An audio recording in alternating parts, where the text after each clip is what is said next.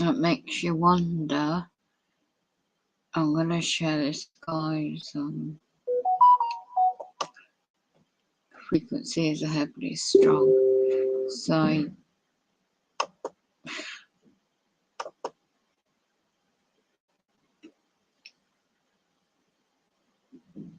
6:30, Friday, 3rd to the 3rd, 2023. Rumours of wars. Is it World War III by the banking elites? This is the guy's channel. France to give Ukraine Mirage fighter jets and USA to give F-16s. Russia says this will be a war. Off the grid desert YouTube channel portraying this. And also there's implied of more polar shifts, Nibiru Winwood planetary environments between now and Monday's date coming up, which I'd found the video. So I've seen some old videos, a couple of movies, suggesting that Russia will get involved in supporting somehow get involved. I'm not expert in any of this. Off-grid desert farmer support and whatever it's called.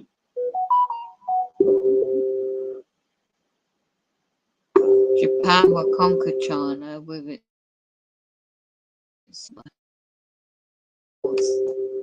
It's demonic times we're living in.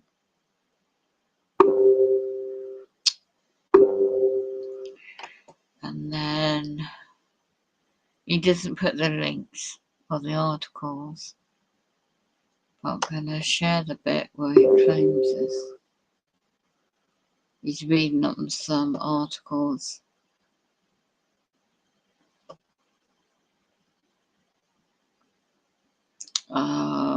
Do you know, they all in history, bankers, corporations,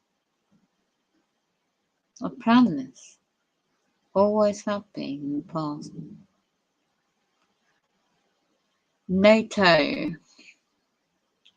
What is NATO? It's a group, is it a group of countries? Military. If you look at how was NATO, I wonder if it's educated.org has any link to NATO. History. How did it begin?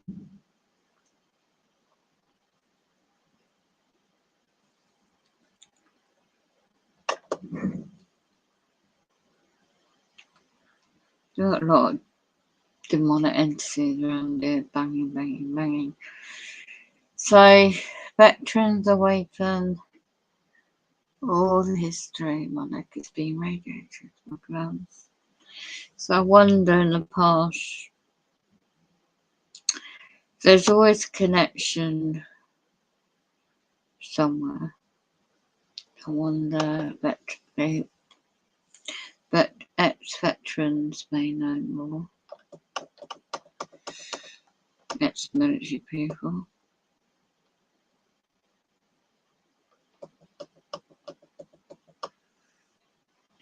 US military.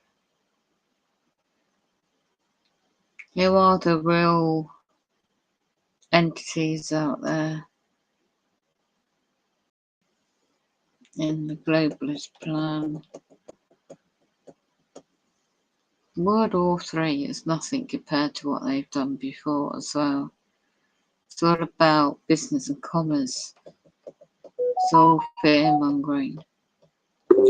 Illuminati. Pop up some everything. So you've always had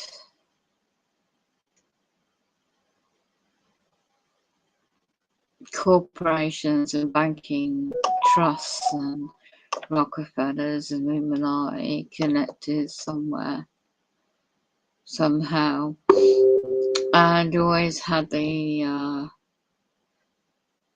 Asian fall to the evil empire communism. And if you didn't stop them in the Vietnam at that time, this is some ex-veteran, didn't know what the President of the United States and his entire cabinet were in fact covert agents for international corporations or power groups who wanted war. Of course it's going to make money, isn't it? This author claims, I later discovered it's a money maker. Of course it still is. For corporations, names like General Electric and other companies, Chase Manhattan Bank, Rockwell International, Merck, AT&T, IBM, the computer company, dozens of other illuminated corporate giants who attended those burger get-togethers every year and make plans for your life. 21 Gold's Illuminati. Manufacturers of the planes make money, don't they? Tanks, battleships, missiles, rockets, bullets, assault rifles, mortars, field rations, uniforms, boots, medical supplies, prosthetics, tents, mobile river crossings equipment, helicopters, gunships, radar, missiles, tracking systems, high-tech electronics, spy satellites, well, they're using balloons these days. Oh, they love war. Oil companies love war. CIA loves war. MI5 in England loves war. The Mossad, M-O-S-S-A-D, loves war. The covert groups working for the Illuminati once have been responsible for instigating most of the conflicts of the world. War makes money and power into the hands of the elite's manipulators, who always remain hidden from our view. They place their front men and mouthpieces out there for us to see and debate about it and send out letters to, but then themselves always remain in disguise. Usually seen in the most genteel, civilized and honor of humanity's rock-like. My goodness me, really, like the royal family in England. I don't know about that one. Orchestrated wars always provides a convenient cover for drugs and trafficking. I don't know about that, but there you go. Which again, you could pin the tail on the CIA. And the biggest player on the planet, war, robs ordinary people, mostly the poor. And what's going on now, cost of living in the world, is not just England, is it? It's American families and their sons and daughters, and it makes slaves of the rest of us. Who pays for the money that fills the coffers of war profiteers? It's always follow where the pound sign of what currency you are in the country you live. And how does the government get that money? First, from their pals in the banking industry, and then from the public, of course, taxation. War is always handy, cover for pulling your rights and constitutional liberties out from under you, which today is rapidly escalating at a proportional rate, driving America into arms of Nazi-style police state. Like, it quotes what it is. This article goes into quite detail, actually. In earlier decades, the goals of the Illuminati elites, their international corporations, their political puppets, and their representatives of the military-industrial complex were to make money and to expand their power, but today the goal is destruction, this dismantling of the United States and its people. And that is nothing new because I've seen 2 films about it. Oh, once they're cold, I'll be fresh up and try and get warm. The radiation is strong at the moment. Well, many in today's military still cling to the cover story. America, defenders of freedom and democracy. Their ranks are dwindling. And more servicemen, ex-servicemen come to see the lies and the layers for what they are. And they're organising, getting vocal, reaching out, thanks to the internet. But they have a long way to go. They hope to prevent the next orchestrated war, and that was at the time Iran. That will be the crisis driven stamped into existence using the this article is worth reading. Soldiers speak out. 24th July 2008. West Point. Ready to serve despite US crazy vets. 2007.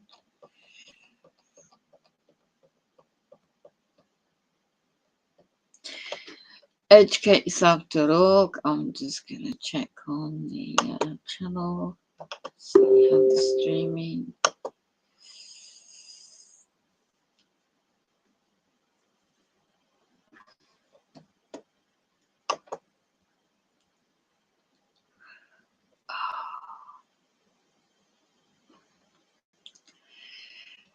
This is demonic times we're living in.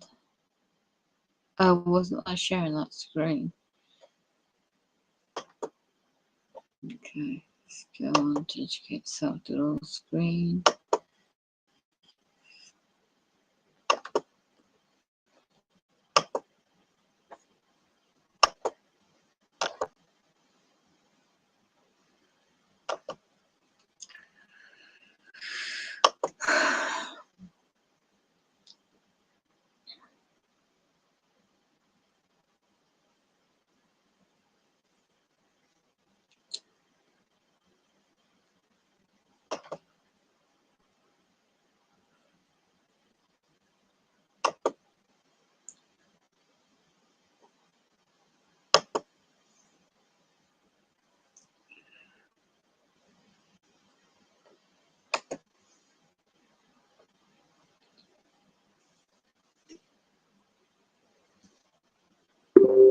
My neck's swollen.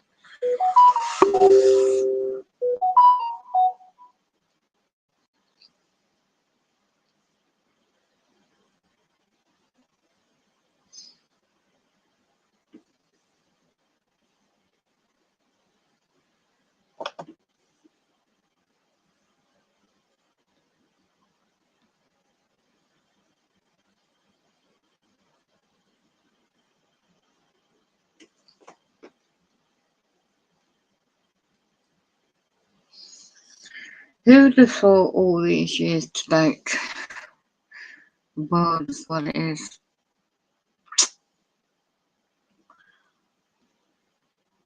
Who would have thought?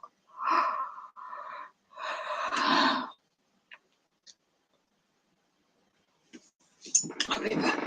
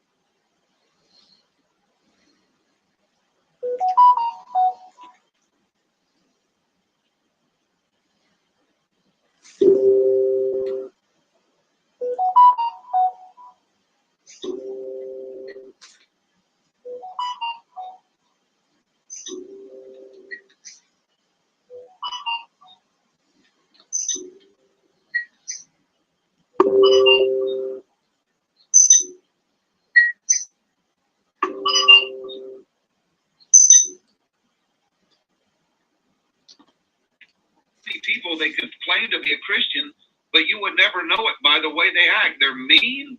They're mean. I'm talking about Christians, mean and judgmental. You know, the people that attack us the worst on our YouTube channel are Christians. They tear us up, folks. They say horrible things about us. They shred us into pieces. And these are Christians. It shouldn't be that way to treat your brother in Christ. Just because I don't agree with every scripture that you do, you're going to tear me to shreds? Is that what Jesus would do? You know, Jesus Christ, the only people that Jesus had problems with during the Bible, if you read the Bible,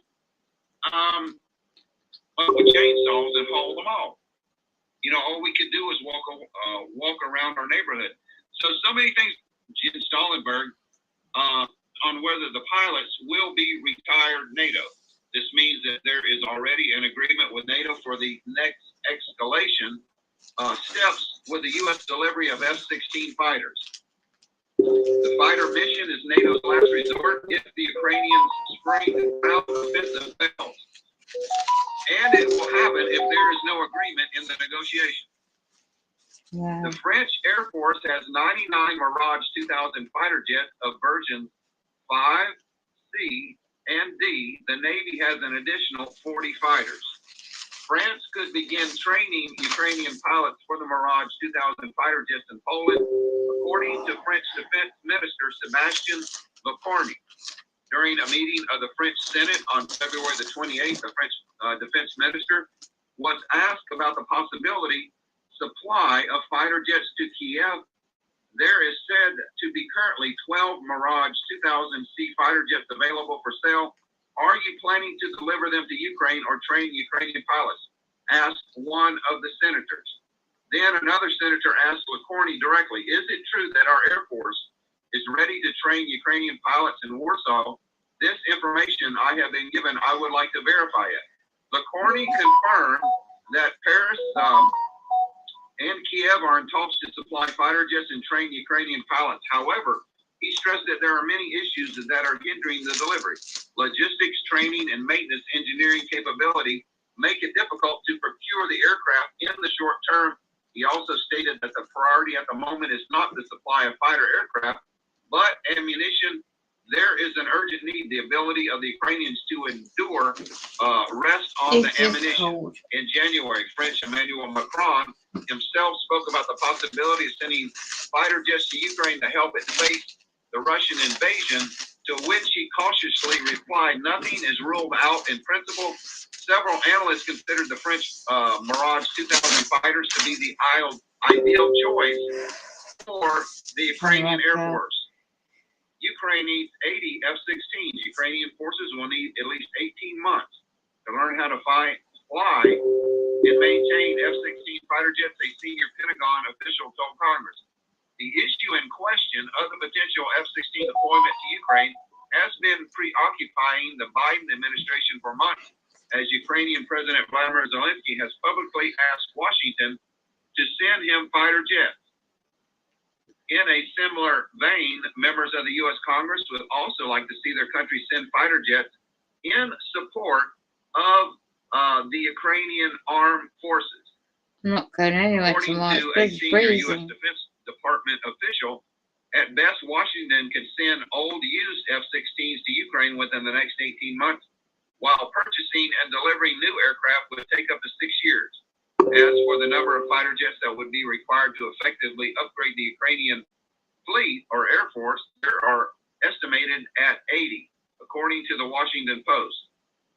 Medvedev of Russia says this will amount to a declaration of war. Former Russian president and current deputy chairman of the Russian Security Council, Dmitry Medvedev, has warned NATO not to reinforce Ukraine with fighter jets, arguing that doing so would be tantamount to a declaration of war by North Atlantic Alliance or NATO. Okay. According to him, the only reason why NATO is reluctant to deliver fighter jets or long-range weapon systems to Ukraine is that whoever decides to deliver or repair such equipment and weapons, foreign mercenaries and military trainers should be considered legitimate targets by the Russian armed forces, Medvedev wrote in a Telegram post. He added, however, that the West may not resist for much longer because the temptation to destroy Russia is great. Although as president and then as prime minister of Russia, Medvedev was described as a moderate.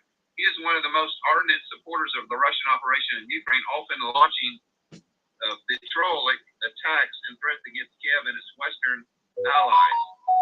So this is a tweet by the Eastern Herald. France plans to supply Ukraine with Mirage 2000 fighter jets. This is a newspaper called the Eastern Herald, dated March the 3rd. So this is the tweet. France plans to supply Ukraine with Mirage 2000 fighter jets. French Defense Minister Sebastian Lecornu said Paris was considering transferring the Mirage 2000s to Kiev. France considers, and there's another tweet from somebody else. So this is one of the breaking news. Now, we have a conflict of situation here. We have a conflict of information. Now, we have heard from Anthony Blinken and other people in our Defense Department and our State Department. They keep denying that they're not going to do this. You know, in one statement to the press, they said, yes, we're considering sending F-16s, and yes, it has already been approved, and we have approved this through NATO that other countries can send F-16s to Ukraine. And then in the next news conference, then they deny this is on the table. So they're going back and forth, back and forth. Are we going to send them F-16s or are we not? According to information, the United States and NATO is already training Ukrainian pilots how to fly the F-16. But it's going to take some time. And will it actually make a difference? If France and the United States actually are able to train these pilots, will it make a difference? Because this war could be over before these fighter jets are introduced into Ukraine. We also have some breaking news that Bakhmut, the city of Bakhmut that Russia has been fighting Ukraine over an entire year, is finally falling to Russian forces. Bakhmut is finally falling to Russian forces. Russia have it surrounded. Russian soldiers are all throughout the city now. Ukrainian military is retreating in mass from the city of Bakhmut. This spells pretty much one of the biggest defeats for Ukrainian forces. Let me get this on the screen for you guys about Bakhmut. So Russia has been trying to take this strategic town in Ukraine for over a year, and this is probably one of the most heavily defended towns that Zelensky, he did not want to lose this town for some reason. But as of today, the order has been given for the retreat of the Ukrainian forces. It is order given chaotic retreat of Ukrainian forces from Bakhmut Bridges have been blown up, dozens dead, captured, or trapped. Wagner to Ukrainians leave. We've left a corridor open for you. He said the retreat of the Ukrainian forces from Bakhmut is chaotic, with dozens dead, wounded, captured, or trapped. Ukrainians blew up at least 3 bridges in an attempt to buy time to withdraw from the city. A railway bridge was blown up in the northeast of the city. A car crossing northwest of Bakhmut was also destroyed. The road led to the neighboring town of Chazivar Yar. The bridges connecting the eastern part of the city were also destroyed. The entrance to the city is closed. It is no longer possible to use the Krovmo Road. The Russians has also taken the TO 504 highway east of another area under control. The city of Bakhmut in eastern Ukraine is essentially surrounded. Yevgeny Prigozhin, the founder of the Russian mercenary group Wagner, said in a video released today, adding that Ukrainian forces have only access to one road leading out of the city. Wagner's units have virtually surrounded Bakhmut. There remains only one road open that leads out of the city. At the same time, the head of Wagner, whose men are at the forefront of the battle to capture the city, asked Ukrainian President Vladimir Zelensky to withdraw Ukrainian forces from Bakhmut, a large part of which has already been destroyed. So I'm not going to read the entire article, but it does look like that the strategic city of Bakhmut is totally gone. It doesn't look good for Zelensky, but Zelensky has stated, and his military says they're not going to negotiate with Russia, folks. Wow. They're not going to negotiate. They said they're not going to give up any inch of their territory. So will they or will they not? This war is just consuming a lot of innocent lives. They said that the average lifespan, listen to this, the average lifespan for a Ukrainian soldier on the front lines is 4 hours. 4 hours that they take these new recruits right off the street, a couple of weeks of training, send them to the front lines, and they're dead within 4 hours. It's horrible. And folks, listen, these people in Ukraine, they're being sacrificed. They're losing their lives for Zelensky. In the United States, which is terrible. I know they're fighting for the country. They're fighting very bravely. But unless NATO goes into the war and helps them, there's no way for them to win. Unless NATO invades Ukraine and starts fighting Russia directly, there's no way. Because Russian troops outnumber, they have more artillery, they have more resources, they have more ammunition, and the killing is just going to continue unless there's a peace treaty or unless NATO gets involved. And if NATO does get involved, like I said that I think they will, then it's only going to escalate to a major fight of 2 nuclear powers in the world. So there's really no win-win situation. The only win-win situation is that they negotiate a peace treaty now. They stop the fighting. They declare a ceasefire, and they say, stop fighting. We're going to sit down with all the participants in the war. We're going to work out a peace treaty that satisfies both countries. That's the only hope that we have, folks, that this war will stop and we can eliminate World War III from happening right now. But I don't believe it is. I think it's just going to continue to escalate until NATO does get involved. Now, we've had reports that NATO is reinforcing the entire European front. NATO in the United States is sending everything but the kitchen sink to the European battlefield, folks, because we're not going to be using our Abrams tanks to fight China. Do you know that? We're not going to be invading China, folks. We're not going to need 6,000 Abrams tanks to invade China or Taiwan. There's no way for us to deliver them tanks over there without China destroying our transport ships. So those tanks can only be really used in Europe against Russia. So that's why we're sending most of our military hardware, our heavy armor to Europe, like Russia, not China. China, if we do go to war with China, it's going to be an Air Force battle. It's going to be ballistic missiles from fighter jets, aircraft carriers, stuff like that. It's not going to be in tanks and in artillery. So the only way that we could really defend Taiwan is to send them the tanks, the artillery now, and pre-position all that equipment in Taiwan now, because once the war starts between China and Taiwan, there's no way to reinforce Taiwan. China will sink our ships. They'll sink our ships. We cannot get within 1,000 miles of Taiwan because they have hypersonic missiles also that can hit our aircraft carrier. So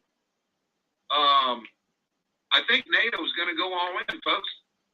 I think the Biden administration, John Kirby, Lloyd Austin, Jens Stoltenberg, they're going to do whatever it takes. And I do believe that there's going to be a surprise attack against Russia. I think one morning you're going to wake up and the headlines are going to be USA attacks Russia, or that scenario that I gave you on Rumble. So let me show you this, folks. I posted a video on Rumble with how the United States is going to trigger. Well, I really don't even want to show you. But go to Rumble, watch the video with the two fists, the Russian fist and the United States fist going like this. They're painted different colors. Go and watch that video. The last one we did a major news update yesterday. Go watch that video about how the U.S. is going to trigger a war with Russia. Because there's certain things on YouTube we can't even talk about. But you need to watch that video. This was a major update. I haven't given a major update in 2 or 3 days, and we did one last night. So go there, go to Rumble, and watch that video. But it does look like things are accelerating. Let me see what else we have for you guys. We just checked the earthquake site. No big earthquakes yet. There are no mega earthquakes as of today so far. There has been a couple 6s, a couple 5s. We had a 5.6 in Sandwich Island, a 5.0 in Turkey. There was a 6 something yesterday. But so far, that prediction of the seismologist from Norway has not come true. He said that there was a major earthquake watch for March the 3rd through March the 7th, that there could be mega quakes in different parts of the world. That has not happened yet, but this is still early on March the 3rd. So will it happen? I don't know. There's currently a couple CMEs. Let me read you what it says, the Geomagnetic Storm Watch from spaceweather.com. He said minor G1 class geomagnetic storms are possible on March the 4th and 5th in response to an incoming CME hurled into space by the M8.6 class flare on February the 28th. The CMA is not heading directly for Earth. Instead, it will only deliver a glancing blow when it arrives. So no major CMEs coming in. But folks, there's it is hard to keep track of all of these different things happening right now on the Earth. The best advice that I can give you is just be ready for it. The North Atlantic Treaty Organization, and that's what it's called. French, also the North Atlantic Alliance, between 30 member states, 28 European countries, 2 North American, established after the World War II. Signed in Washington, the document of 4th of April 1949. NATO is a collective security system. Claimed to be independent, member states agree to defend each other against attacks by third parties during the Cold War. The NATO operates as a check on the perceived threats by Russia, obviously, Soviet Union.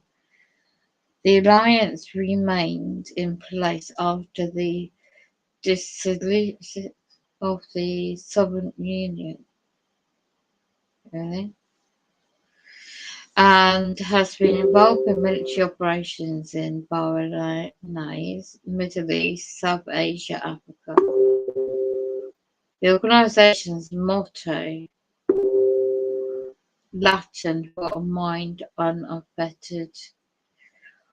Right.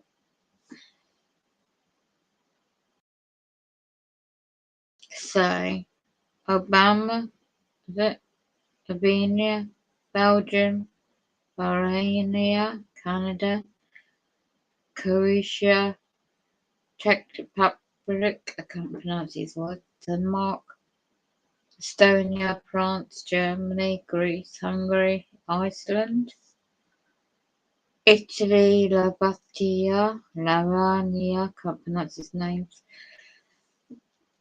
Luxembourg, Netherlands, Norway, Poland, Portugal, Romania, Spain, Turkey, United Kingdom, United States.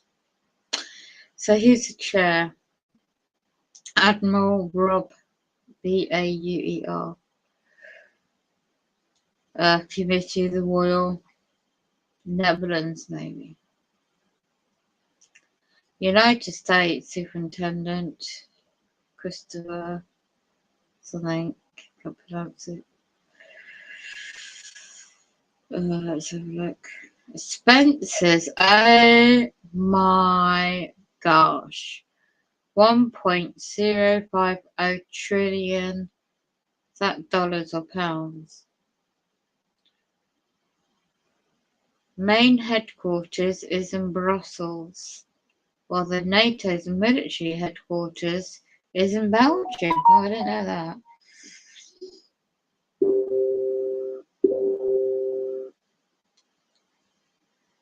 NATO's members include 3.5 million soldiers and personnel, and their combined military spending as of 2020 is over 57% of the global nominal total.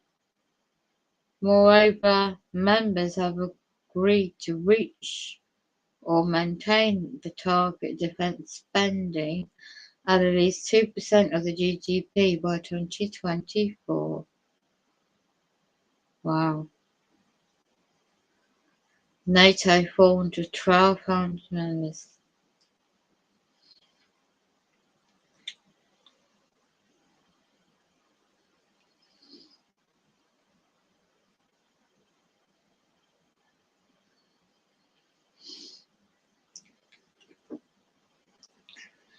Military operations.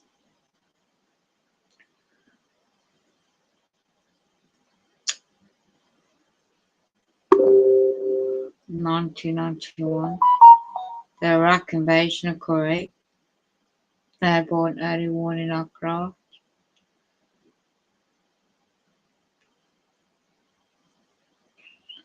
Oh, 1992, the Bosnian War. United Nations Security Council's Resolution 816, 1992. NATO began enforcing April 93 Operation Deny Flight. I'm going to look at the history here.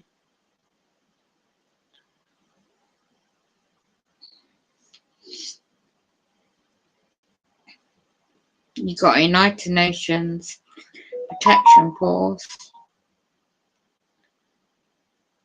Let's have a look.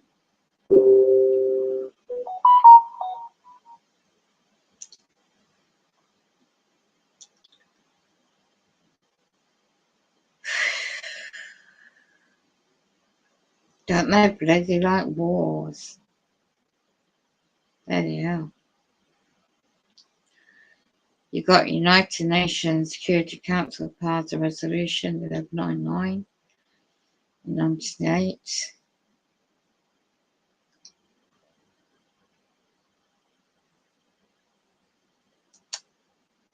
anyone else. Why do they want to have the Russian? That's the thing, you see. We've had all these wars before. So why they want to get in the war in Afghanistan?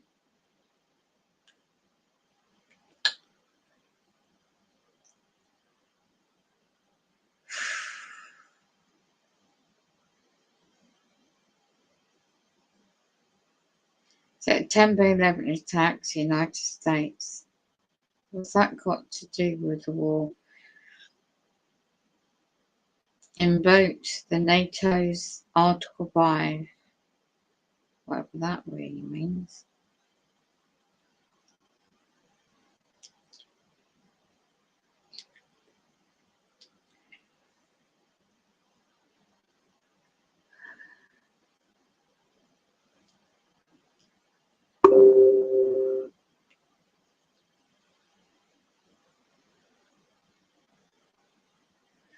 You've got UN Security Councils. I think I said that.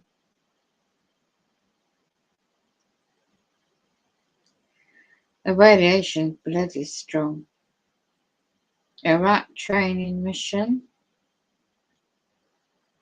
2004 was it? Wow.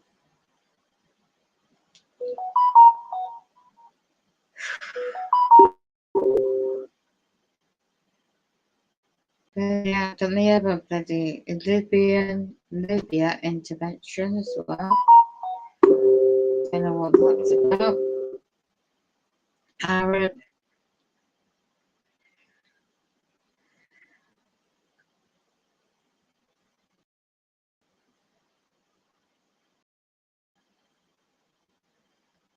Good Lord. I've been busy. Syrian civil war. What year was that?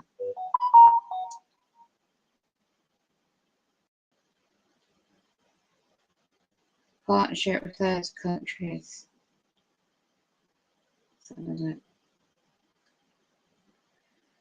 Peace Programme 1924. Bilateral partner countries. Commonwealth Independent States. Euro-Atlantic Partnerships 1997. So what they got to do with Russia? Let's go back on that one on Russia.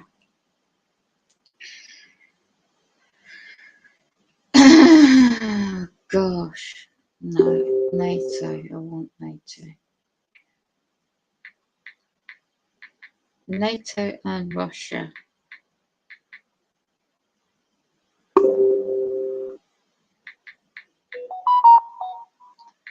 I want to know what the connection is there.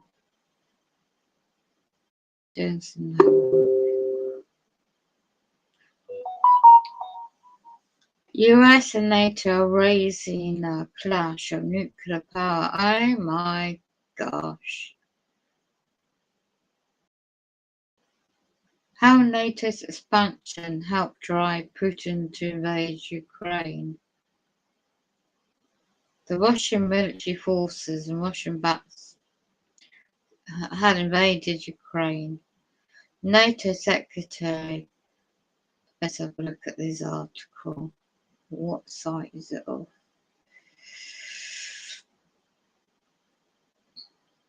NPR website, whatever that is.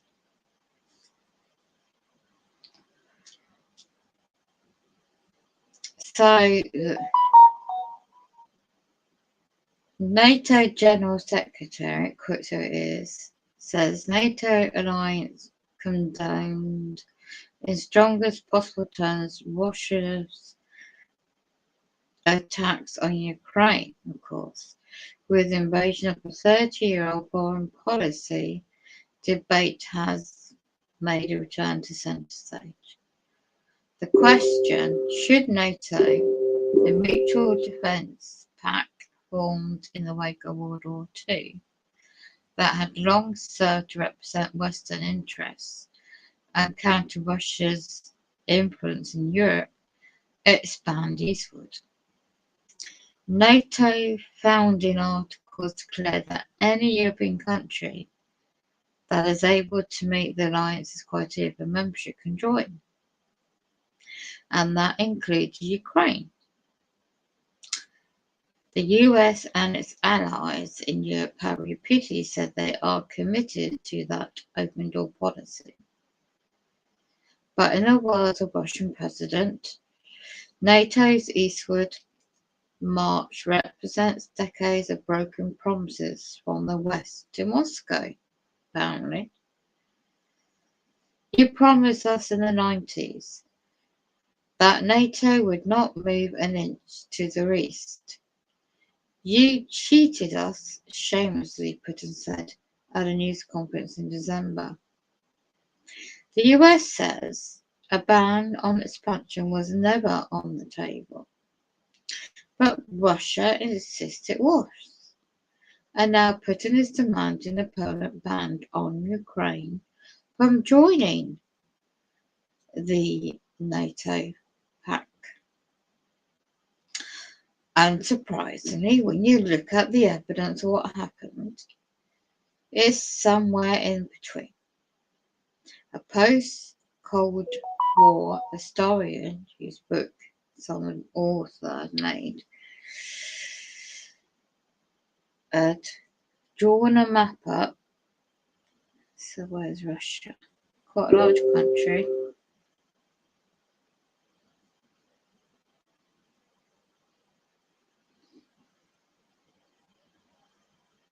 So you've got around Ukraine and the map, Black Sea, the Baltic, down part of Greece at the bottom, Turkey, it's a look in the article.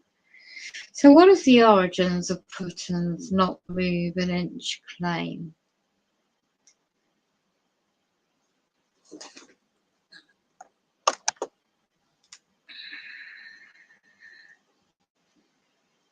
For the first 4 decades of NATO's existence, the treaty represented the US, Canada, America's closest allies in Western Southern Europe. On the other side of the Iron Curtain were the Soviet Union and its allies in Central Europe, Eastern Europe, including the former East Germany. But long-standing divide was challenged in 1989 when an anti-communist protest spread across East Germany and other countries in Central and Eastern Europe. Now, early in the effort to reunify Germany, US officials wrestled with the question of sovereign control of the East.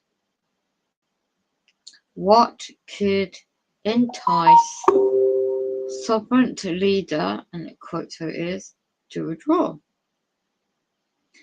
The Americans guessed that maybe what, and it quotes who it is, wanted to, in exchange for letting Germany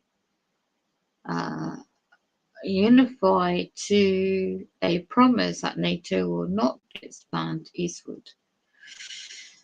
And so the Secretary of State, James Barker, in a secretive way in early stage negotiations, and it says to the Russian representative, how about this idea?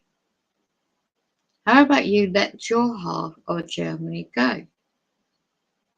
And we agreed to move that one piece forward. But President George H.W. Bush rejected the idea at the time. And when more formal negotiations began in 1990, a ban on NATO expansion was never actually offered. There is some disagreement about what took place during the Barker and I can't pronounce that surname talks in February 1990.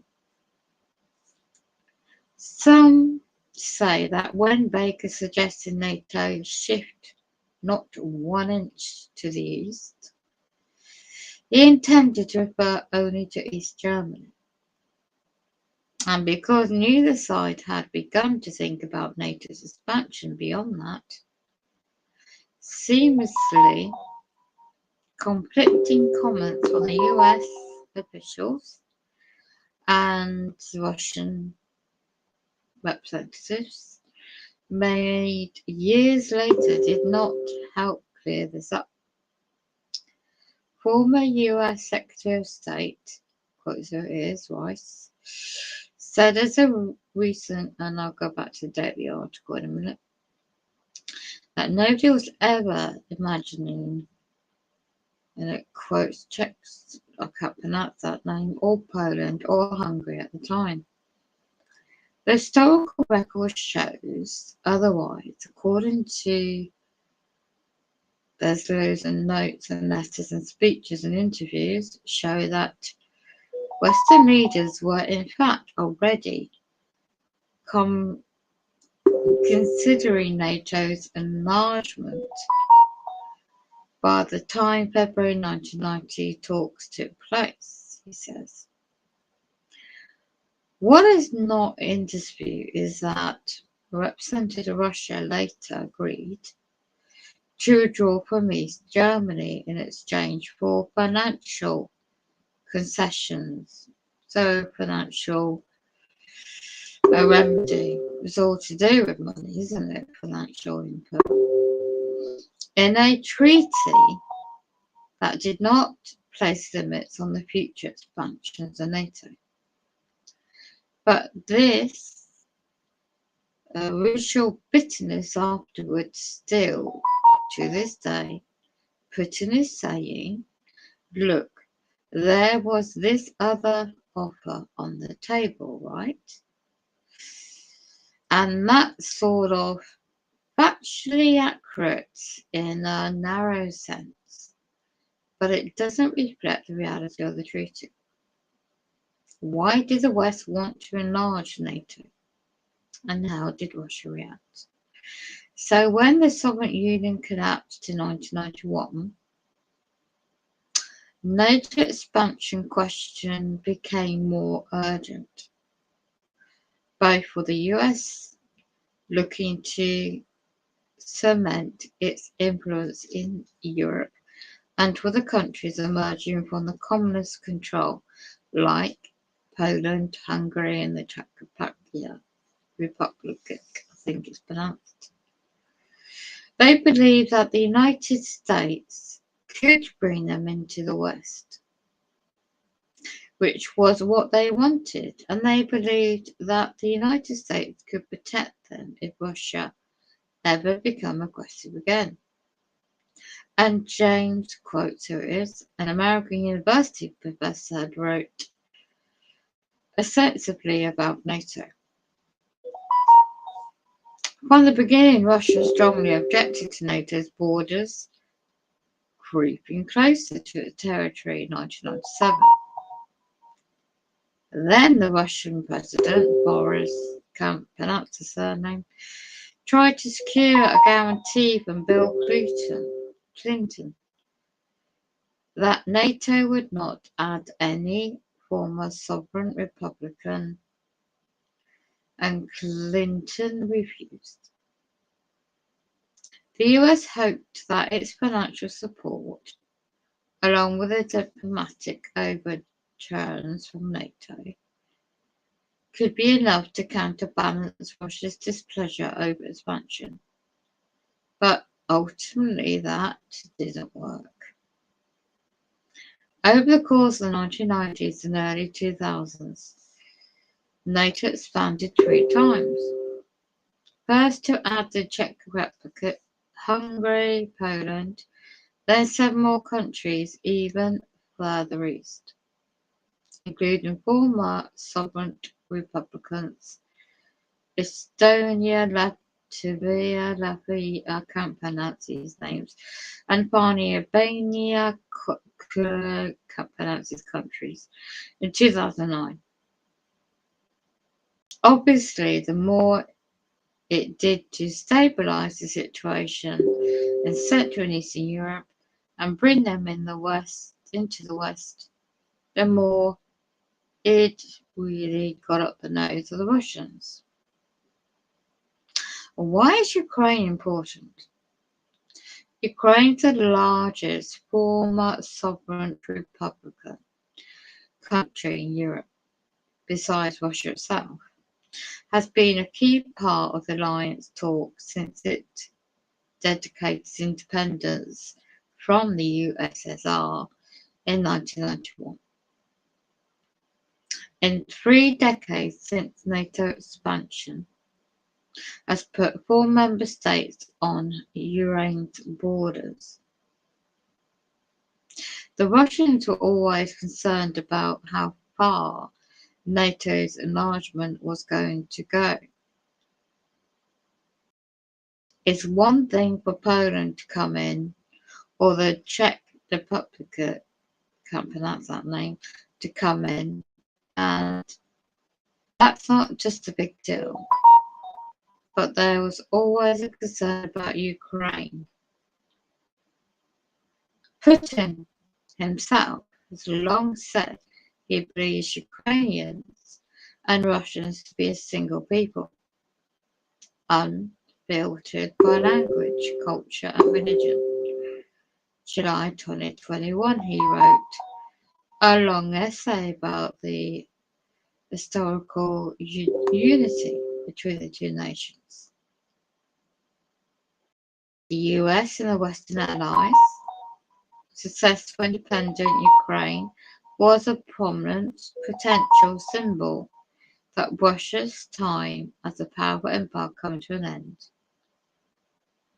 During the early 2000s, President George W. Bush published for Ukraine to become a NATO member. France and Germany opposed it, fearing escalations with Russia. The result was the worst of all worlds compromise in 2008, said a promise that Ukraine would eventually join NATO, but without any concrete timeline and pathway to do so. When the compromise was announced, some analysts were surprised that there was not this major temper tantrum from Putin, Russia. American diplomat who served as the Deputy Secretary of NATO from 2006 to 2019.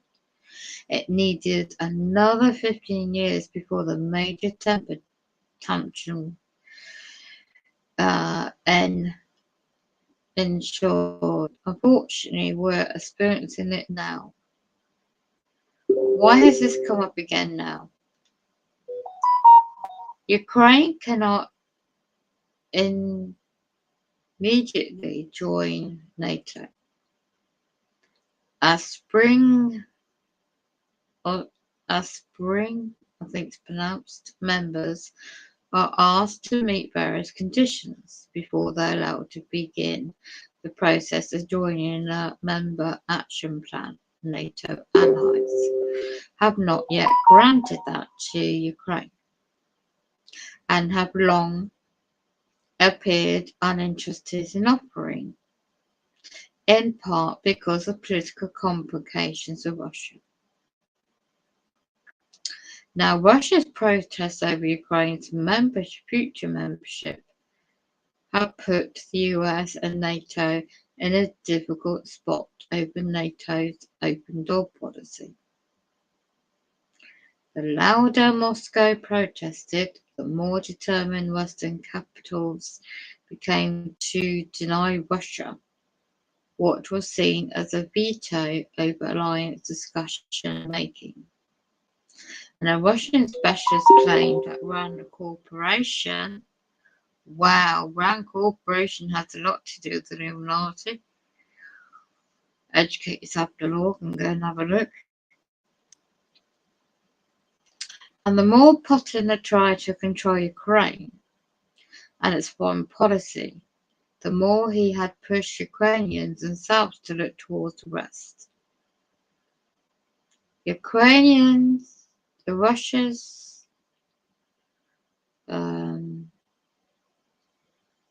can't pronounce these words either. Ukraine in 2004 was a major turning point.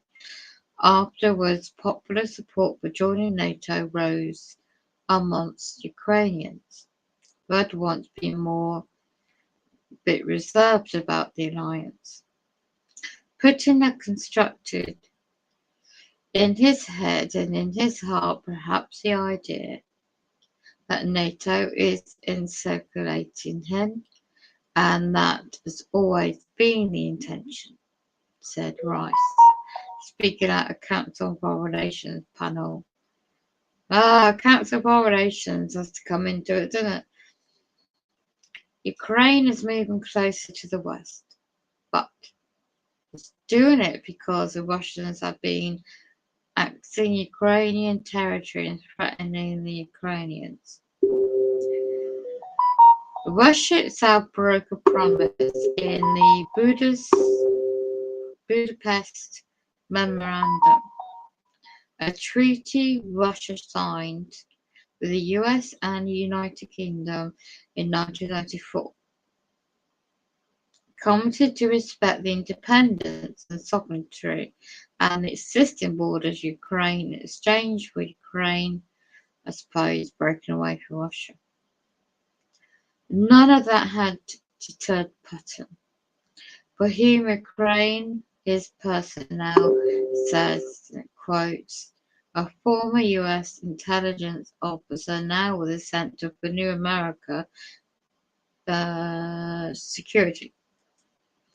Putin, over 22 years now in power, has tried and failed repeatedly to bring Ukraine back into its fold. And I think he senses that now it's time to take care of this unfinished business.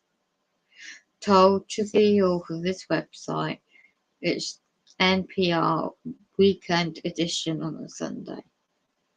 So let's have a look at the date of this article.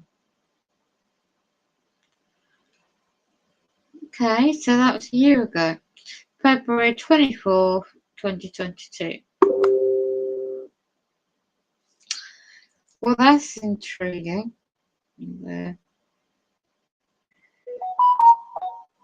Add that. And there's a bit of history about Ukraine. Whether or not any of that is any evidence.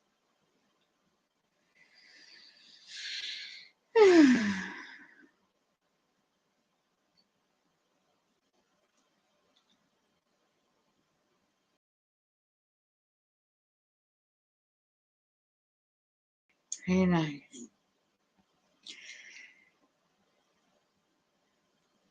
And that was on Wikipedia website.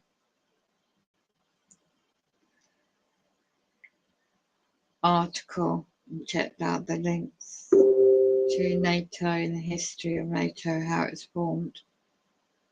So there you go.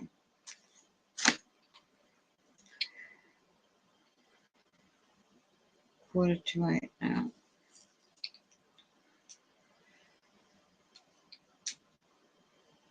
For any natural disaster or any major disaster, just like people that live in Florida, you're always preparing for a hurricane, because hurricane season comes around and the trees are blown down, the telephone poles are broken in half.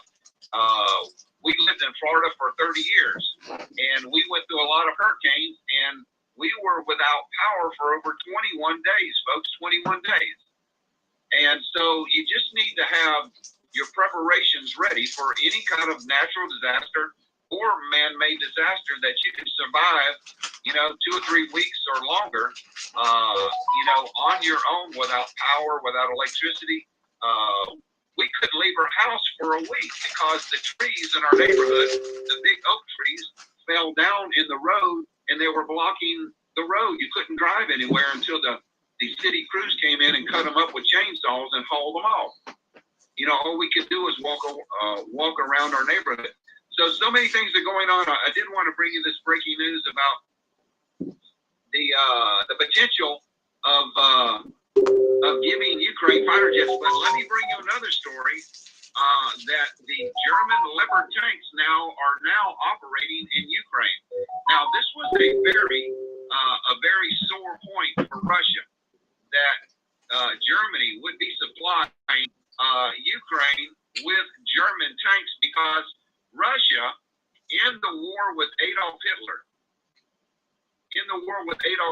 Russia lost an estimated total of civilians and military, 27 million people, folks, fighting Adolf Hitler. We didn't lose nowhere near that, folks.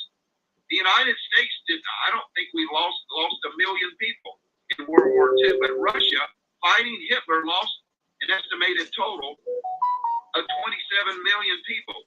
That's a lot of people. So there is a real sore spot in Russia, that they're going to have to be facing down German tanks once again. So let me go to the article and show you this, that there is now German tanks very close to the front lines. Leopard 2 tanks arrive in Chasiv Yar, first time since World War II.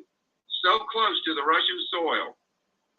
Leopard 2s are now very close to Bakhmut, says the Russians. And this is a picture of one of the Leopard 2 tanks that Germany has donated, or Poland, to Ukraine. Leopard 2 tanks were spotted near Bakhmut. Yan Gagin, advisor to the deputy head of the DPR, Donetsk People's Republic, told Rossiya TV channel. This is the first time since the Second World War that German tanks have come so close to the traditional Russian border, while they are practically on Russian territory, as the Donetsk Republic practically belongs to the Russian Federation, following a decree signed by the Russian President Vladimir Putin. Leopard tanks are a common target of Russian forces, Gagin said. He stressed that it is already clear that Ukraine has lost Artemovsk or Bakhmut. That's the same town. The only question is when this will happen. So let me show you a video. I think,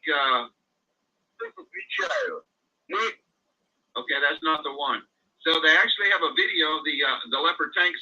Okay, here it is. Leopard tanks seen near Bakhmut. This is from Pravda, one of the Russian news agency, Pravda, Donetsk region. So this is one of the Leopard tanks that they photographed in the area, now operating against Russian forces. So, you know, this is basically lining up to be another world war, because the United States has also pledged our Abrams tanks. So anything is possible, folks. You know, anything is possible now. But I think we are, if NATO keeps on the path that they are going, then they're not going to let this war die. Unless Zelensky, he sits down, and I had another article for you, but I can't find it.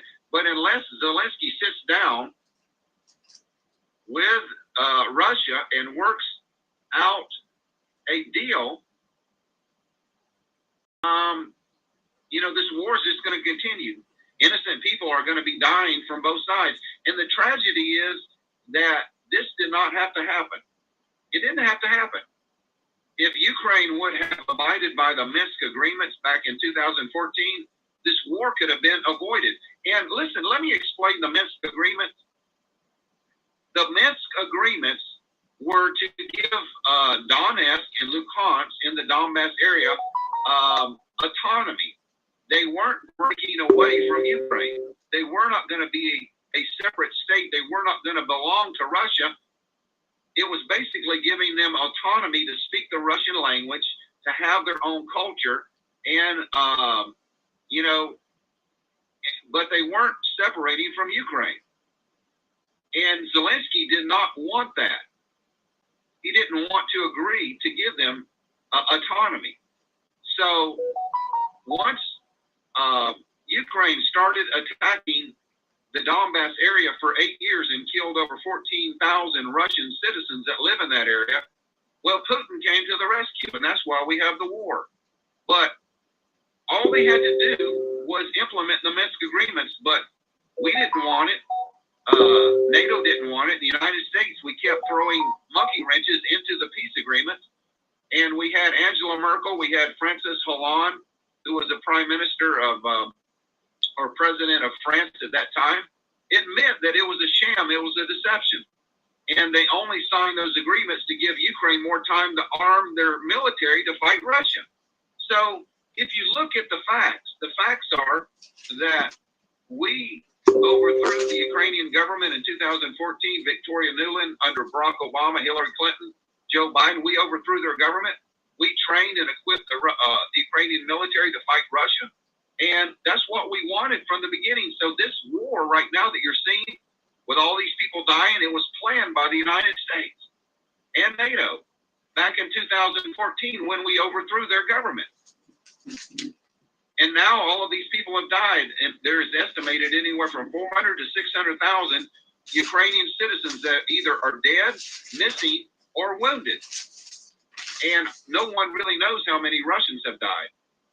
But it is a shame, folks. War is hell. So many innocent men and women are dying when all of this could have been avoided. But you know, this is basically a war for the United States and NATO. It's not really, it doesn't really have anything to do with Ukraine. Ukraine just happens to be the spot that they picked to fight Russia. That's all Ukraine is. It is a strategic spot on the map of the world. It's just a strategic spot. We can Russia or try to push them out, but I don't think that's going to happen. And I think this war is going to escalate into the unthinkable. But no one really knows when that's going to happen. So anyway, I want to thank you guys for showing up today. So many things going on. Are you ready, folks? You know, we talk about this all the time. We can have all the preparations in the world. I mean, you could have 4 or 5 40-foot containers full of food, water, batteries, peanut butter, whatever you like to eat in your yard. And if you die and go to hell, then all of those preparations, all of that money that you spent is not going to help you one bit, folks. Yes, physical preparations are good. But if you die without Jesus Christ, then your future is bleak for eternity. So I'm going to ask you a question. Are you sure that if you died today, you would go to heaven? Are you 100% sure? If you cannot say yes to that question, I'm going to lead you in a prayer. Jesus said, I am the way, the truth, and the life. No one comes to the Father but by me. There's only one way to heaven, folks, and that's through the blood of Jesus Christ. So if I'm speaking to you anywhere across the world, this could be your last chance. You know, we have people dying every day. Healthy people are just dropping dead all around the world for no reason. Well, there is a reason, but we can't talk about it. But people are just dying, you know, heart attack, stroke, cancer. You probably know friends and relatives that were here a couple weeks ago, but now they're gone.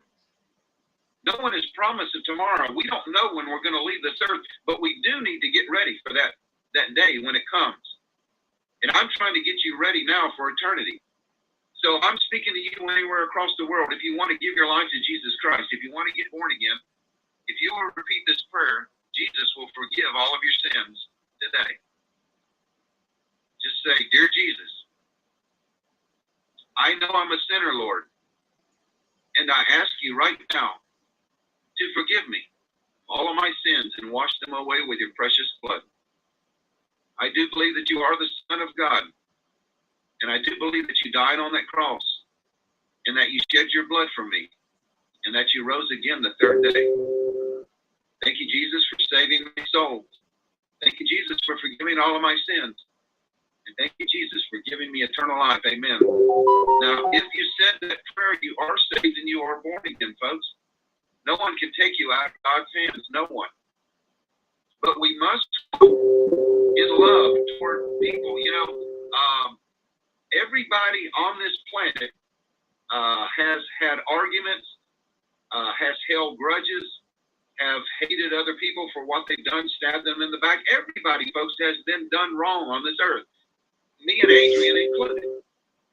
But we got to forgive people. And I know that's hard for a lot of people because they have been hurt by an ex-husband, an ex-wife, a friend, a co-worker, a family member. You've been hurt dearly. Some of you've even been physically abused by somebody. But God commands us to forgive. Do it in the love of Jesus Christ. I know it's hard to do that, folks, but we have to. Jesus said, if you do not forgive others, he's not going to forgive you. Jesus forgave us all our sins, every last one of them. We have to let it go. Give it over to God. You know, God's going to have the last say. If that wicked person that has hurt you or stabbed you in the back does not repent of their sin and give their life to Jesus Christ, well, God's going to judge that wicked person. And they're going to spend an eternity in hell in the lake of fire forever and ever. Let God judge that person. Don't go to hell holding on to that grudge, holding on to that hate until you end up in hell with a person that you hate. Because you're only hurting yourself. Hate is a powerful force. It will make you physically sick. Give it over to God. Let God judge that person. God's going to judge that person. They're going to pay for their sins and their evil, wicked deeds if they don't repent. But don't go to hell hating that person. Walk in love. Jesus gave us two powerful commandments. Love the Lord your God with all your heart, your soul, and your mind, and love your neighbor as yourself. If you treat other people good, then you fulfill the law. But if you forgive that person, it doesn't mean that you have to invite them to dinner every Sunday, folks. It doesn't mean that you have to call them up and be buddy-buddy with them again. It doesn't mean that. You can forgive them. You don't have to associate with them again. But you can forgive them on what they've done for you. You can give it over to God. I'm not telling you got to call them up and go over. Now let's listen to the weather. It's time to stop shortchanging your dog and start giving them the best that Raw Food has to offer. So, welcome back to tuning in to today's Bird Video. We're going to have a look at weather. Let's take 14 days for today's Bird Video. Day down to the 13th of March, and we'll be able to extend out beyond that with the XFS PCM on bubbles. Maybe we're trying to go weeks. We'll have a look at CFS feature at the end of the video. For April itself, and I should get going back to you here, to say that first video today was the 6 a.m. upload.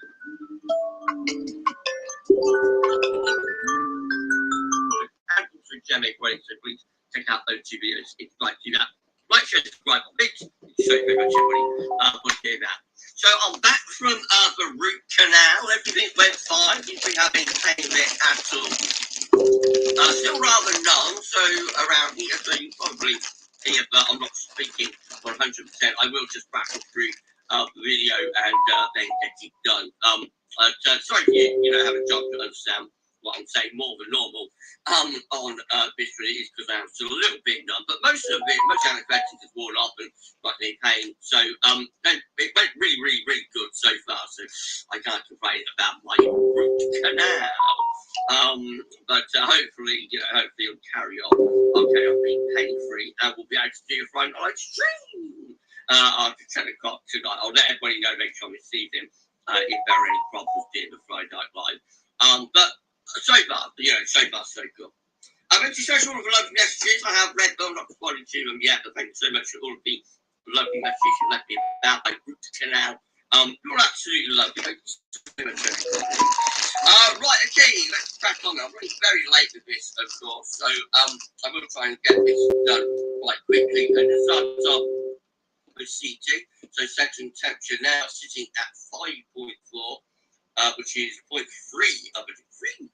3 degree below average. That is provisional to yesterday, to the 2nd of March. That will drop more over the next week or so. Be interesting where that is by this time next week, won't it? Already a little bit below average, and it's only going to fall further. These with GFS upgrade temperature amplification ensembles.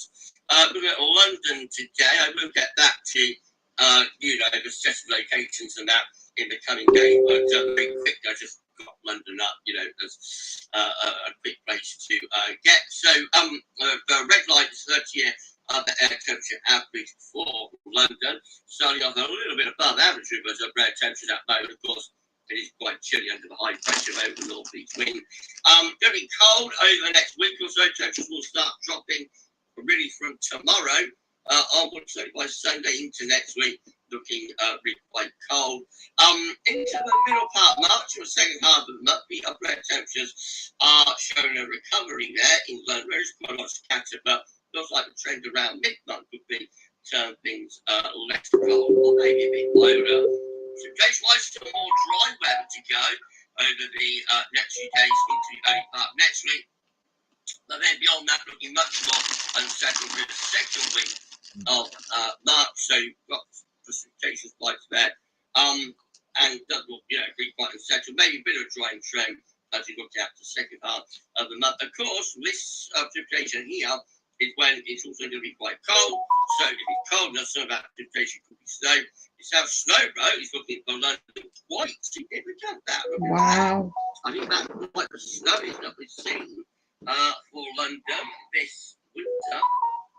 Although we're to be going to spring now, but get what I mean. We haven't seen a snow row like that for London, I don't think, over the past few months. And if we have a look at the Northampton there, the snow spikes are even more significant, especially around the 10 through 13 or 14 and whatnot. So plenty of snow possibilities.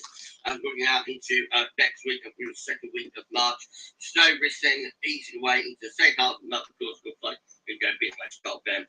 Temperature anomalies for the 11th of March going to be colder than average.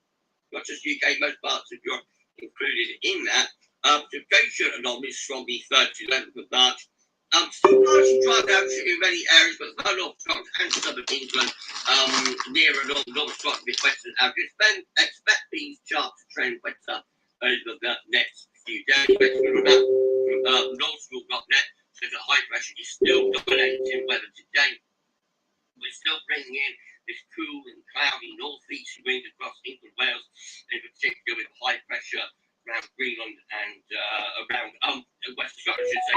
That high pressure will be going into retrograde.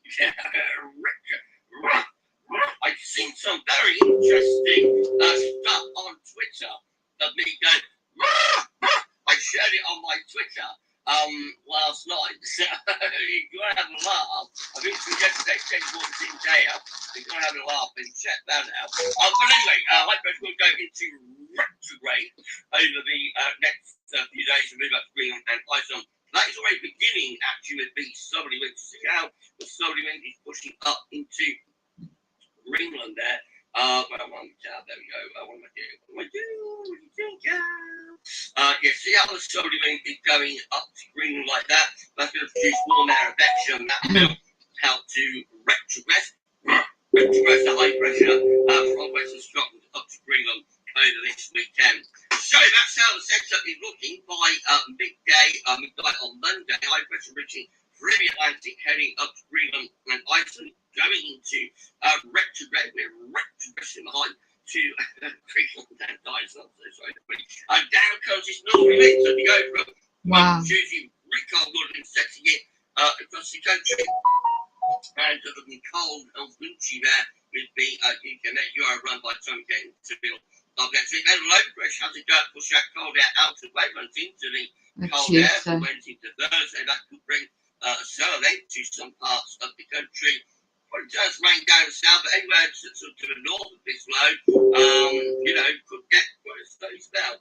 The second half of next week, definitely one to watch. We will be updating Snowwatch, I think, this weekend. Icon was like that. The big light break down that cold north wind through the early part of next week. Courtesy of low pressure going north and east, high pressure blocking around Greenland and Iceland. Same idea, second half next week, low pressure starts to run in to that cold air. The low pressure is further south with Icon, running in through the Channel and northern France. That could bring some snow to southern parts of England. But most places will actually just be very cold with, snow showers and whatnot. By the end of next week, it's midday Friday. That low getting out of the way, more low pressure waiting winds, but still looking very cold at that point. Starting under cold air. The GFS midnight again, showing that wintering from the north over the next couple of days. So a very cold northerly setting in the beginning of next week, when low pressure runs in from the Atlantic. The first low running in across the southern areas Thursday into Friday. That one brings us both snow to the south. Have a look at the precipitation forecast in a moment. Back to those northerly winds on Friday, and then into next weekend, another low coming in. We're flying to Saturday again. That's quite on quite sunny track, so that suggests snow perhaps for England and Wales. Cold air maintained through the weekend. Another low running through the channel there, Monday the 13th. So it's cold and wintry right way up to 19th of March there, down with the jet. They start to be louder around the middle of the month. High pressure collapses through the country for the southwest winds over in of the Atlantic for snow and whatnot there in the middle part of the month. However, by the end of the Jeff we've got high pressure trying to reestablish across the country, mainly into going towards Scandinavia. Across the country, mainly into going towards Scandinavia. This would be precipitation. This would be precipitation type forecast. We're finding out now, having gone about. This would be precipitation forecast, you know what I mean, from the weather outlook on Bayside GFS midnight run. Here we go then, lots of dry weather today also go through into Sunday. That's when winter showers start appearing in the north.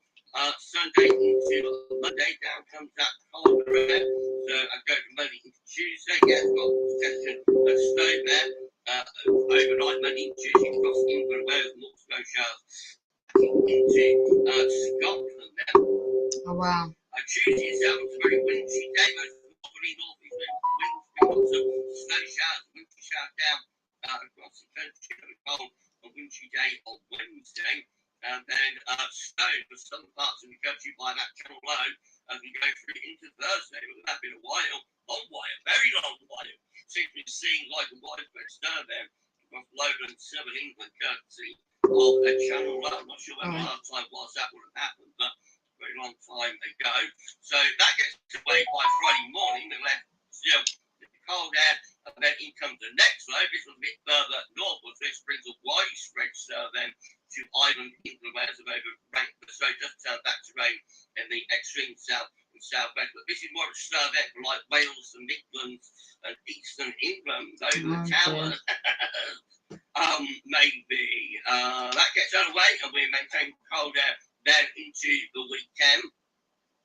Goodness gracious me, another low coming in there. Wow, what a run. That midnight GFS run was another low there. Midday 3:00 midday 3:00 on Sunday, 12th of March, big sun there, again down in the south. Goodness gracious me. And then beyond that, we start turning less cold as low pressure comes in off the Atlantic. 2 weeks, really. With that, but then it turns back to rain, and we're looking at a milder middle part of the month. Right, that's midnight. Well, what about 6:30? Here we go. Today got the cold northerly digging in on Monday. Northerly they came through the early part next week as well. They'll be bringing very cold air and snow showers with them. And then the low pressure coming in off the Atlantic Thursday into Friday, running across the south. That will bring snow to southern parts of the country. Another low comes in Friday to Saturday. It's not north with that one. And more towards rain down in the south. And then go beyond that into the second half of the month. And the idea of 6 there is to increasingly build the heights to our south and east. So possibly going back towards higher pressure there. It could be like that second half of So now there's 2 weeks of snow in England.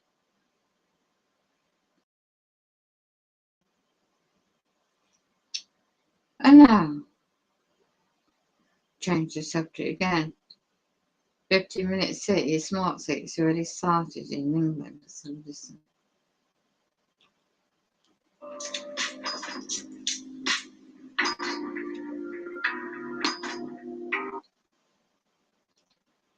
Your council, social housing. Your council or social housing provider does not want you to know this. If you have ongoing issues, account now, the website link is there to my web. Thank you, everyone. That's cool. Good to see Julie in the house, moderators in the house, falling outside. Awesome, awesome, awesome as ever. So yes, it's been a pretty mad time of it. Okay, the 15-minute city thing is very real, and we're going to uncover even more stuff than we've unpacked before.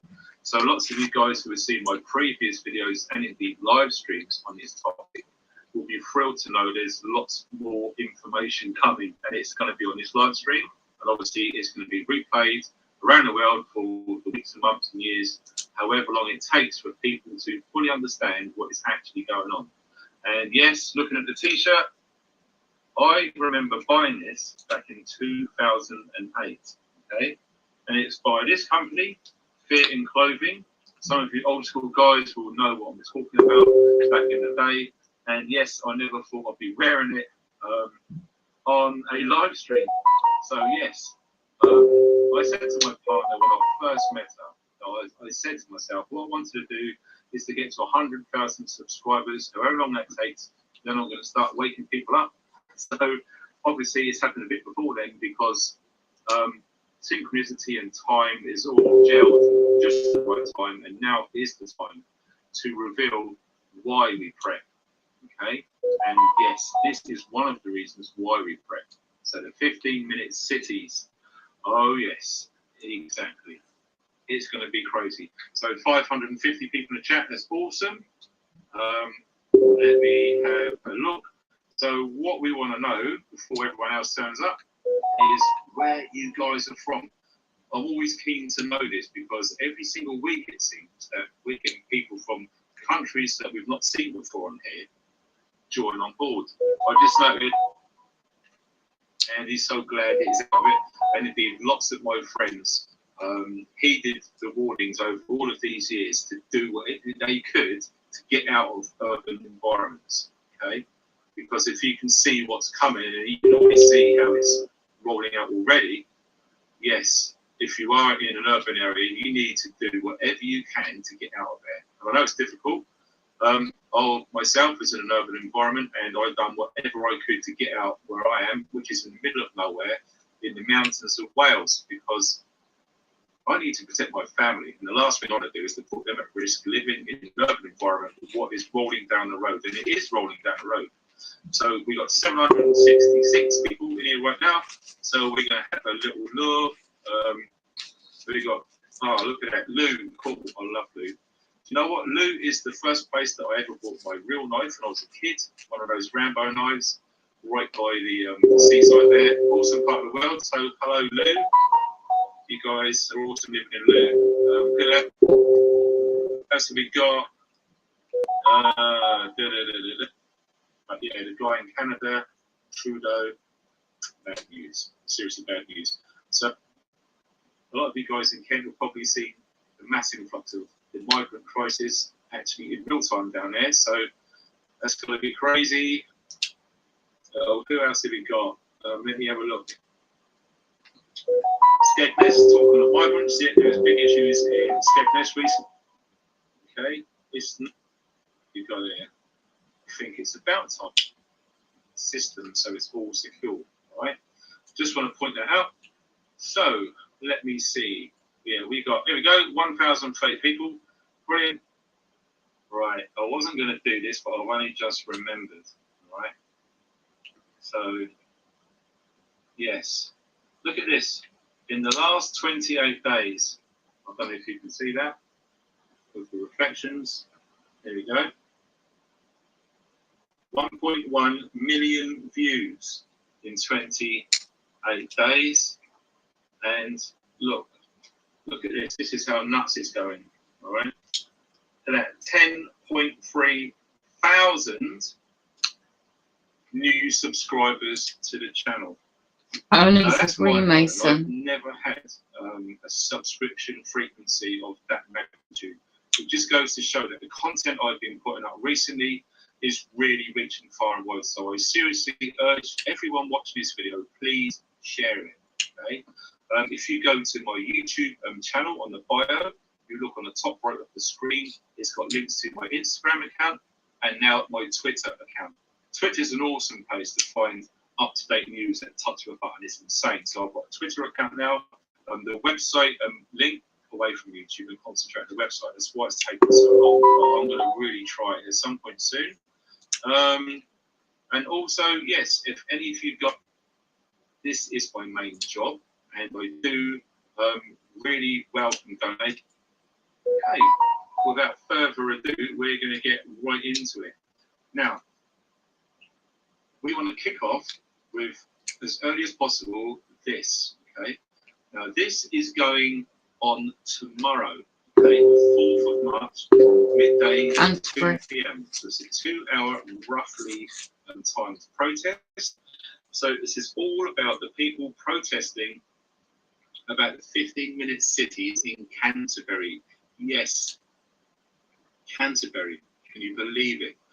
So Oxford, they have done amazingly well by really turning out in their droves. Over 2,000 people turned up to protest. So well done, Oxford. If any of you guys are watching from now, from Oxford, seriously, I tip my hat to you. You guys are amazing for what you're doing. And this really does need to be shared. What's going on in Oxford is going to be happening all over the UK in every single council. Yes, every single council across the UK are going to be having 15-minute cities. If they get their way, I may hasten to add. Okay, so if any of you guys are in Canterbury or very close to Canterbury, or if you're really serious and you need to travel, get to Canterbury. So much that this video gets, the more it gets spread by YouTube. So we would really want at the same time. And that's the last thing that powers that we want for these 15-minute cities. Okay? Infrastructure, very important. We can't implement any mass change without infrastructure change, and it has been going on. So, look at CCTV. Now, most of us will have seen CCTV all over the place. Not so much in rural areas, but let me tell you this, on all of the main road networks, there are CCTV. Most of them have ANPR, which is automatic number plate recognition. So highly advanced software in there to scan and read number plates. Okay, so anyone who hasn't paid the tax, their insurance, or the MOT's out or something, there's a ping and you'll probably get an automatic fine. Okay, so yes, CCTV is literally everywhere and it is growing at an astonishing rate. I remember reading years ago, this is probably back in about 2009, that the UK was in front back then, and it probably still is, as the most surveilled country on planet Earth. Okay, the size of the country, with the population numbers and the amount of cameras, UK is way in front, more than China. Would you believe that? Yes, insane, isn't it? And also, we're looking at LTN, the barriers. Now, that is another part of a pre-infrastructure trial. Okay, excuse me, So yes, we've done videos and we've showed a few pictures, and most of you have probably already seen these bollards, these barriers that have been put across roads, etc., causing absolute chaos. Recently, I've done a live stream with a good friend of mine, Ahmed Cockroach, which was a few days ago now, and he's been in the London ambulance service for 20 plus years. Okay, and we was really talking about how these barriers are going to affect the emergency services. Okay, not just ambulances, police and fire as well. And yes, there has been real footage not made up of these incidents actually happening where these barriers are physically stopping and slowing down the emergency services. So that is very, very bad, obviously. Okay, you're probably not going to be worried too much, but you're going to be seriously worried if it really affects you or your loved ones. Okay, so your mum or your dad, they've had a fall, they really need an ambulance, and there's these little stupid planters at the end of the road, and the ambulance comes around and they have to stop, get out, move them around.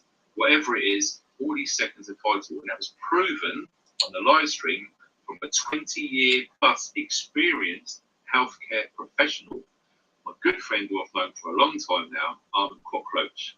Okay, absolutely proof, no BS there. And also, lots of you guys would probably remember about when 2020 happened. Yes, 2020, the year that lots of things literally got changed in that 1 year. Have you ever heard the term, don't let a good crisis go to waste? Well, that's exactly what happened. Okay? If you look at Event 201, which happened in 2019, they literally discussed the whole scheme, the whole plan, what would happen if we had a pandemic, etc. And yes, they done every single thing that they said on that training exercise, which I believe was a training exercise. That's my own personal opinion. You're absolutely free to be whatever you want. Okay? This is no BS channel, and we are free to say what we want. So yes, 2020, 5G. Yes, the 5G network was rolled out whilst most people were frightened and locked up in their own homes during April the first 2020, lockdown. switched on You my remember? area. I remember. I took no part in that lockdown personally. I remember driving all over the place on empty roads. Okay, and yes, I never wore a mask. I went into supermarkets, and many times I was the only one in the whole store without wearing a mask. I refused to follow the arrows, the stupid arrows, the directions. I refused to do any social distancing whatsoever. There's no way I'm going to be dictated how I lived my life, and I believe all of that nonsense in 2020 was just pure BS anyway. You're free to have your own opinion, and I'm free to have mine. It's absolutely cool. All right. So yes, whilst all that fear and stuff was going on in 2020, lots and lots of 5G infrastructure was being rolled out. I know quite a few people, and some of them, one of them was a friend I've got. She's up in Glasgow. She was saying they just been putting brand new 5G towers right outside their kids' school Good when one. it was in lockdown. Okay, insane. And that was one of many, many, many stories. Like I said, if I change the banner quickly, yes, any information which you have, which you want to share with me, so then I in turn can go through when I have time and share it with everyone else. Anything to do with what I'm talking about, please send me an email. It's really important because there's a few guys that have emailed me already, and I'm going to be sharing what they said very soon. So yeah, we're still on the thing of infrastructure. So the 5G infrastructure is pretty much already in place. Okay, for some of you guys who don't know, when you go out for a walk, or even if you go out for a drive in your car, look at the street lights. Look on top of the street lights. There you go. can see tiny little, say, 2-inch stubby Yeah, aerials all on top around of the there. street lights. They are 5G antennas. If you don't know much about 5G, the wavelength is very short, and the only way that they can get them signals over long distances is literally bounce from antenna to antenna. So the street light furniture, as some people have been calling it, is a fantastic infrastructure device for these people, if I can use that term, to actually get this hooked up. It's all part of the smart grid. Yeah. The smart grid will be, everyone needs to have a smart meter, okay? We're talking about cities and towns, okay? So you've got a street light. One street light will probably cover whatever it is, 10 houses, maybe 2 houses, depending on how close the houses are. It's going to be sending and receiving data to and from your smart meter.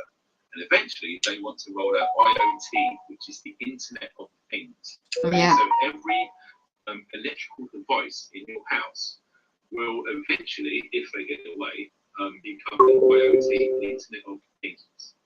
And all that basically is everything will send and receive data What from we that use. device to your smart meter. The smart meter will gather all of the information, send it to that antenna on the street light.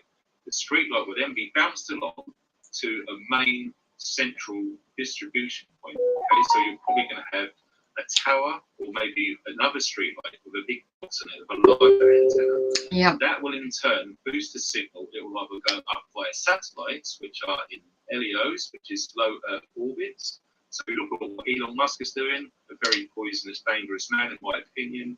You can believe what you want, but I've spun a rap about Elon Musk for a long, long time. Seriously. Okay? A wolf in sheep's clothing. Some people will say the Antichrist. Whatever it is, do not trust that guy, Elon Musk. No way, not a chance. And it either goes up to the satellites or it goes onto a massive big 5G mast, which will gather all this information and send it to databases to be collected. Yep. So they're going to know every single thing about you in your home. And also, it will also see where you are in your home. Yeah. It's insane. Through The the wall technology that's out technology. there now. They can see you in your own home, thermal imaging, everything else. No, it's not BS. It's actually here, and it's spreading fast. Okay, this is not BS, not conspiracy tinfoil stuff. This is real. Okay, if you don't believe me, do some research yourself, and you'll come to the same conclusions like me and many others watching this video. It's frightening to the level of how this is slowly crept in. Okay? Luckily for me, when I woke up in 2008, I went into an in-depth 4-year solid research project for my own good. And I come to the conclusion after 4 years that yes, I need to start going proactive and start preparing for this. I started preparing for this back in 2012.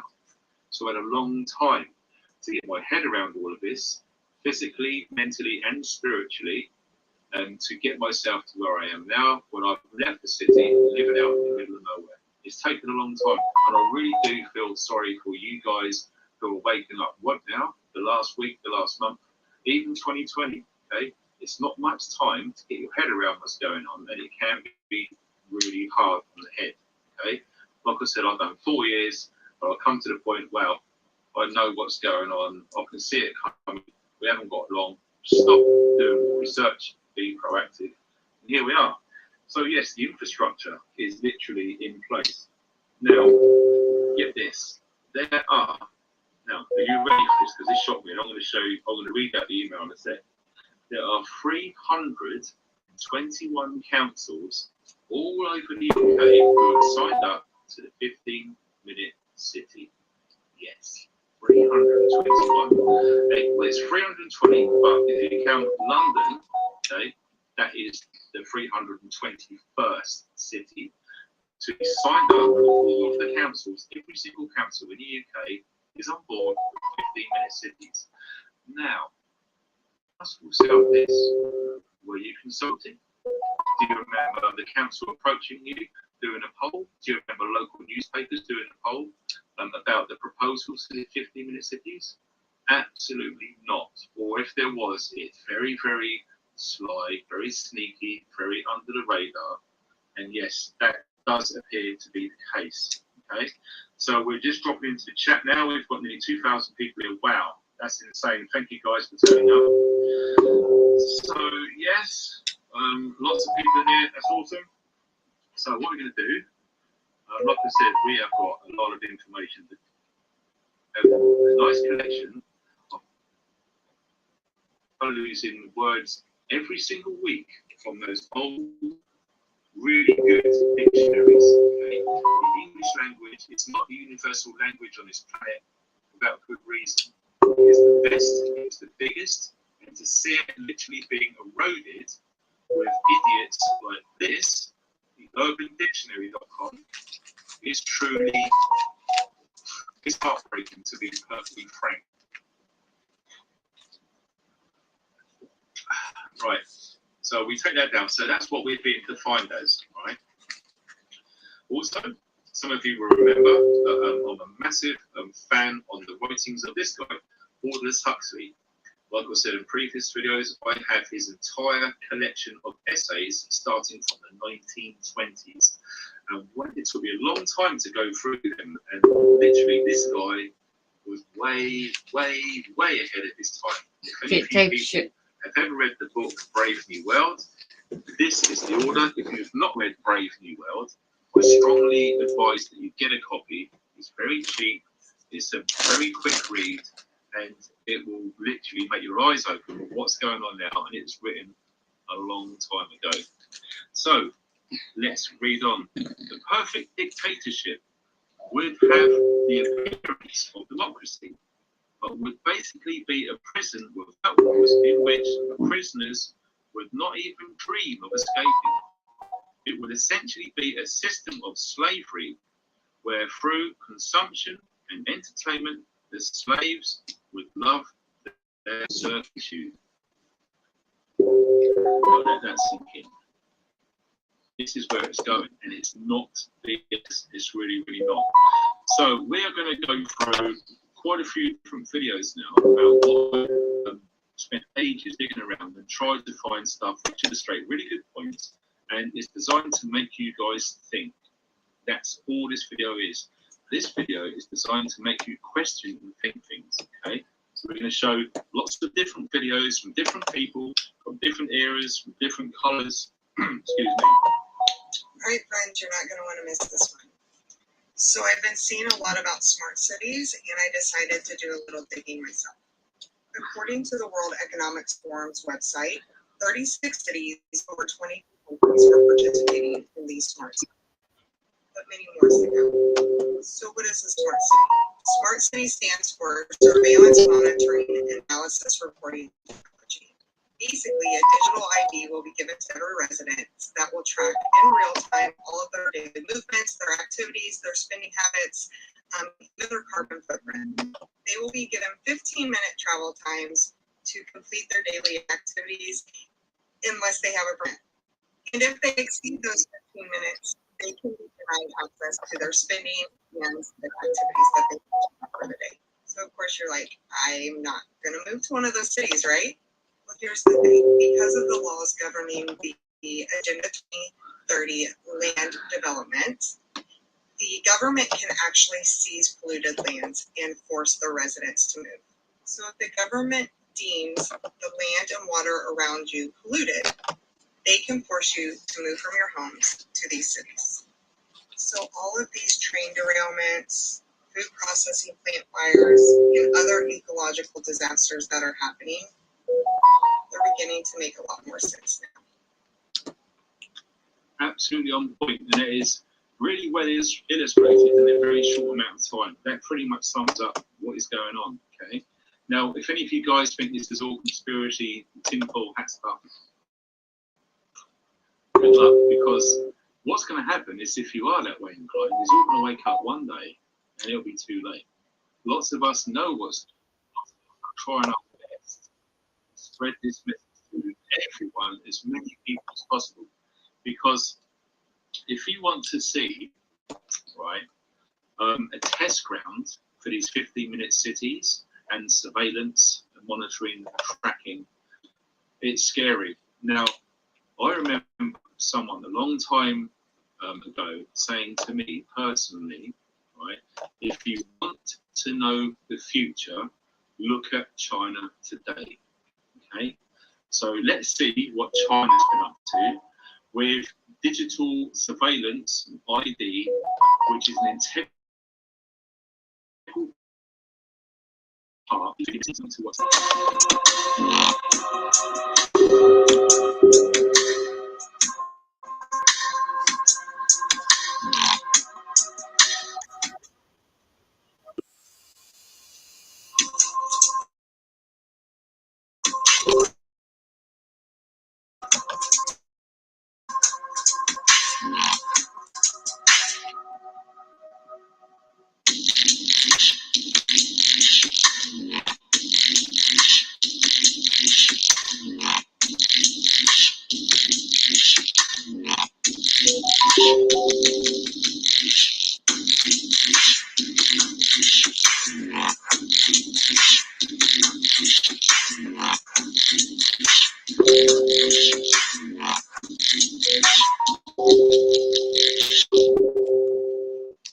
wow.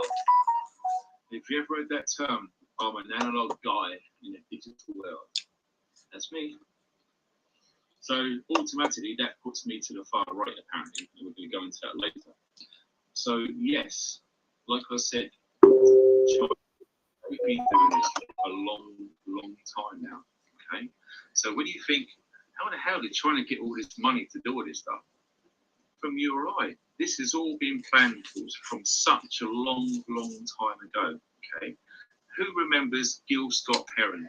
Gil Scott-Heron, an awesome musician. Okay, Work for Peace. That's an awesome song. Look at the lyrics of some of his songs. He would just say, you know, America used to be a producer.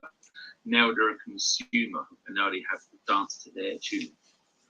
Bro, that guy had it spot on. And yes, guess what? The Americans and us British used to produce a lot of things. Who remember the best of British? Made in Britain, made in the UK. Okay, very proud of our stuff. In fact, it's only the UK and the US, maybe some stuff from Germany too, made really good quality stuff. Okay, now look at the stuff that we are all pretty much taking part in by buying stuff made in China. Okay? Yeah. All, it's ridiculous. You know, some of the quality is so shocking, it's insane. Okay, you've only got to look at the bottles of water and stuff you buy now. Can they make it any cheaper? It's so flimsy. I mean, you see it in supermarkets where with bottles of water all bent and falling over. No one's going to buy them. It's just getting worse and worse and worse. Anyway, don't want to digress. So we're going on to China again. About its 1.4 billion citizens. Everyone over the age of 16 is required to have an official state-issued ID card that the government now wants to use to centralize all that information. And China is investing heavily in tech companies to help transform that government data into a virtually omniscient surveillance network. One of those companies is Medbee. It recently received a capital investment of nearly $500 million, part of which is from a state-run VC fund. But the name chosen for its premier piece of technology is a bit of a tell. Skynet. What is that? The Terminator is the favorite film of our founder. So they use the same name, but they want to put something good into this system. So, okay, in the Terminator, Skynet is evil, rains down death from the sky. But in China, Skynet is good. Yeah, that's the difference. So how do you think your facial recognition technology will change China? Everything happened in the public can be record. We can know exactly what happened every second in every corner of the city. This is a video stream in a subway station by our smart camera, so we can capture every face in real time. See, like some criminal person is out there. There is a red box, so there is a warning to the police station that there is a criminal person, so I need to locate them. So when it looks out onto a crowd, it's tracking all these faces and it's cross-checking those faces against what? Criminal database. And how many fugitives have been apprehended through this system? Over 3,000 cases in nationwide. Yeah, just one year. In 1 year? Yeah, 1 year. Wow. So what you're working on now already seems like sci-fi. What do you think the future will look like in like 5 years? Have you seen a film just like Black Mirror? You just stand there and your face there is a point. So maybe that is the future. But that's like a horror show. Yeah. Yeah. But I think that is maybe kind of the future. Every people have their social points, I think. If you like spit gum on the sidewalk, it will Yeah, record very it. points really. Shocking, absolutely shocking. Personally, I have not seen Black Mirror. I don't watch any TV. I don't subscribe to anything. In fact, a lot of us who woke up a long time ago don't even watch movies or films anymore. I can't remember the last time I watched a movie or a film, because once you get to that level of researching and awake and trying to keep on the pulse, you haven't got time to waste sitting there and watching movies. That's my opinion. I just don't take part in it. I'd rather read a book. That's myself. Wow, 2,180 people in the chat. That's insane. So yes, that is literally what will be coming over here to the UK at some point. Definitely before 2030. Yeah. 7 years. Yeah. If you, do you know what? If you had a time machine and you fast forward and got out of bed in 2030 in the UK, it would be completely different from what you see now, unless we all make a stand for this and do something about it. Because how it starts is what happened in Oxford, and we need to see that in every city council all around the UK. Okay, and like I said, we are going into springtime very, very shortly. Okay, so traditionally, typically, protests always take part when the weather is fair. Right? So they're making it cold. I really do see a massive uplift in this information getting out there just in time for people to protest all over the UK. Now, I fully understand that from some perspectives, and I agree to some extent on this, that protests don't really do much. Protests actually are very good to spreading and Wow, that's smart cities as well now.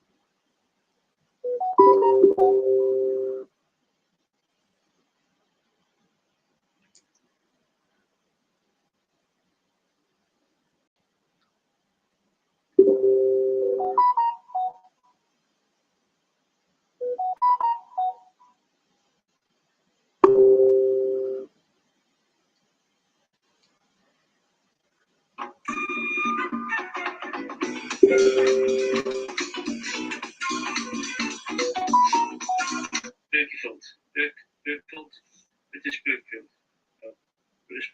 Hello, welcome back to the Bloodwood channel. So join me today as we take a look at British Bergfield's stainless steel gravity water filter. A low-tech, high-performance water filtration system for home or outdoors.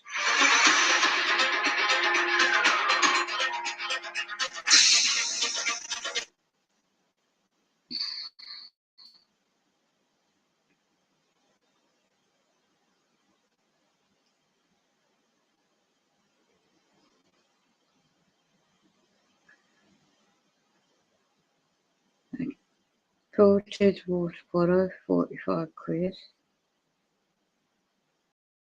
Straw water filter, 35 quid. I got mine cheaper than that. Life straw, yeah, same price.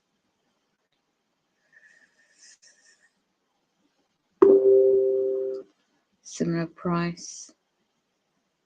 You can get them on Amazon. Just bag, yeah.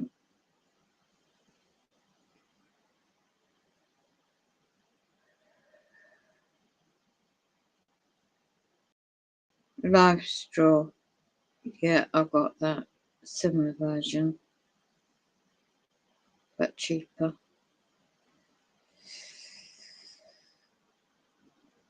Replacement life straws, filters. Buying tablets, I got those. Now the cost of these, that is the cheapest one I've seen.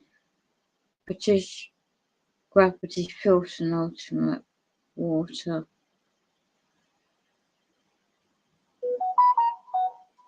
£140 quid. Depends how much the filters are to replace them. They want a small one. Yeah. The filters are 34 quid.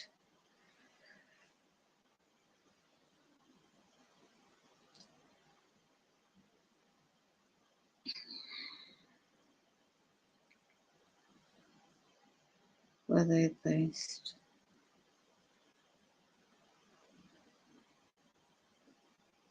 At least you got a UK based store. I think they're in Wales company.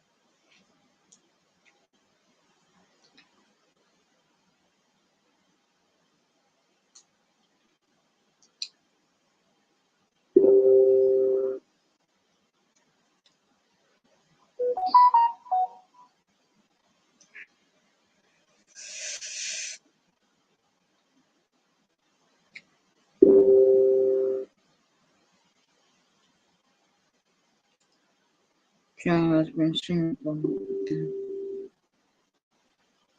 central distribution point. Okay, so you're probably going to have a tower or maybe another street that people got out of beds in 2030 in the UK. It will be completely different from what you see now, unless we all make a stand for it. oh, it's so cold.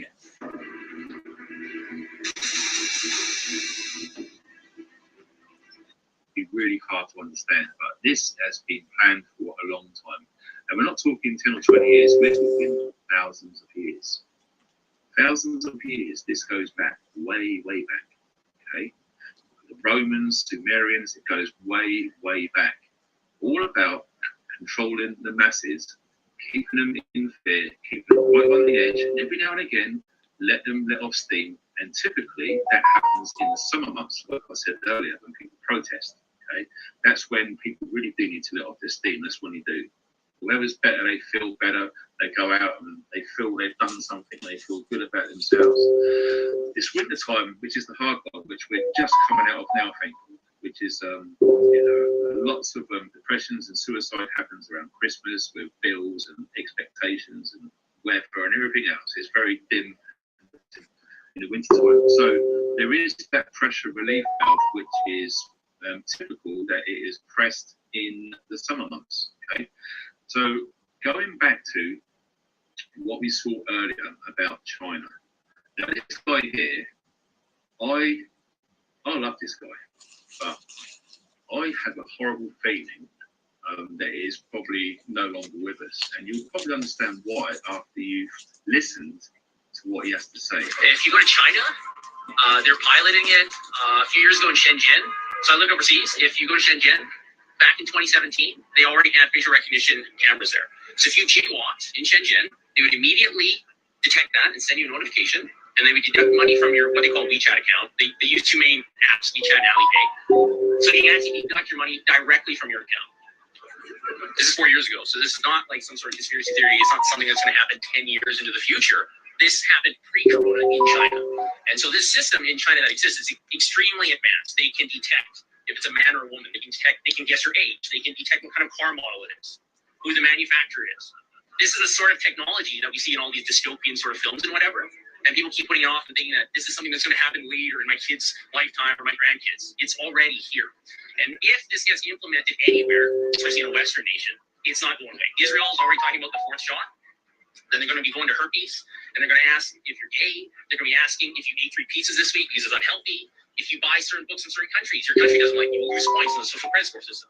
So this is already the reality of the world in certain places, and we need to be aware of that if we don't want that or if we do. And to be perfectly honest, anybody who wants a vaccine passport, it's a misnomer.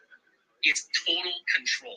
Everything you do or don't do will be calculated to the point where if they can detect your GPS signal, if you have a phone on you, they can detect who you're hanging out with. Oh, you're hanging out with somebody that said something bad 9 years ago on Weibo, okay, like a Chinese equivalent to Facebook or something like that, right? Oh, you lose 2 points. Oh, you bought Japanese books, you lose 5 points because you don't like Japan. This is what is going to come here because it's already there. And we're doing that a little bit with contact tracing for COVID, aren't we? So that they can see where you're at, who you're with. The simple reality is that the technology that CSIS has and all these big tech corporations, they already know where you are. It's just that they don't want to shock the system too much and admit that they have it. Edward Snowden revealed all this back in 2013. He fled to Hong Kong. They wouldn't keep him there, so now he's in Russia. But the NSA has all of your information. They know your Google searches from like February 9th, 2004 in a bunker in Colorado. Tell me, Rhonda. right? They have all this information. So, but they don't, like in the US, they have the 4th Amendment. They're not supposed to track you forever, right? So they pretend they don't have it, but they do. If they really want to utilize it. Yeah, it just goes on and on and on. And I found it quite difficult to find the full size length of these clips. But to be frank, we've got so many to go through. I probably won't be able to show all of them. Now, another thing which is being pushed, because if you look at all of the agendas surrounding these 50-minute cities, like I keep saying, the main thing towards every single change which is going on and is coming down the road all has to do with climate change. Everything comes back to climate change, the whole thing. Now, the only way that I think that we wake people up and win this is we convince as many people as possible that climate change is a hoax, and we can show them easily swallowable proof. That would be the way forward, because the more people start questioning climate change, the more people are going to start questioning everything which has to do with climate change. That's my own personal opinion. I like to say, lots of people have been duped, and some of you will probably be watching this right now. But we're going to have a quick look at this guy's experience with electric cars. I've got an electric car. It can be a total nightmare. I'm currently sat in a charging place for my electric car, and I've had it just over a year, and tomorrow I'm selling it. Because they say that the range is like 250 miles, but it isn't. The second you go on a motorway, it just disappears within seconds. If you turn a heater on, it drains the battery, and I'm constantly looking for a charge. And just today, I've been driving around. I went to 5 different charging places. Some were broken. They were all taken up. I've come to a large place and it has like 5 or 6 charging places, and every single one is filled up with council vans charging electric cars for hours, and it's just impossible to get charged. So I'm going back to a petrol car next week. I wanted to help save the environment, but it is just ridiculous. I can't even go on a motorway. I can only drive sort of 30-40 minutes from my house before I need to start thinking of charging again, and it takes like 45 minutes to do a charge. So it's not ready in this country. Don't do it.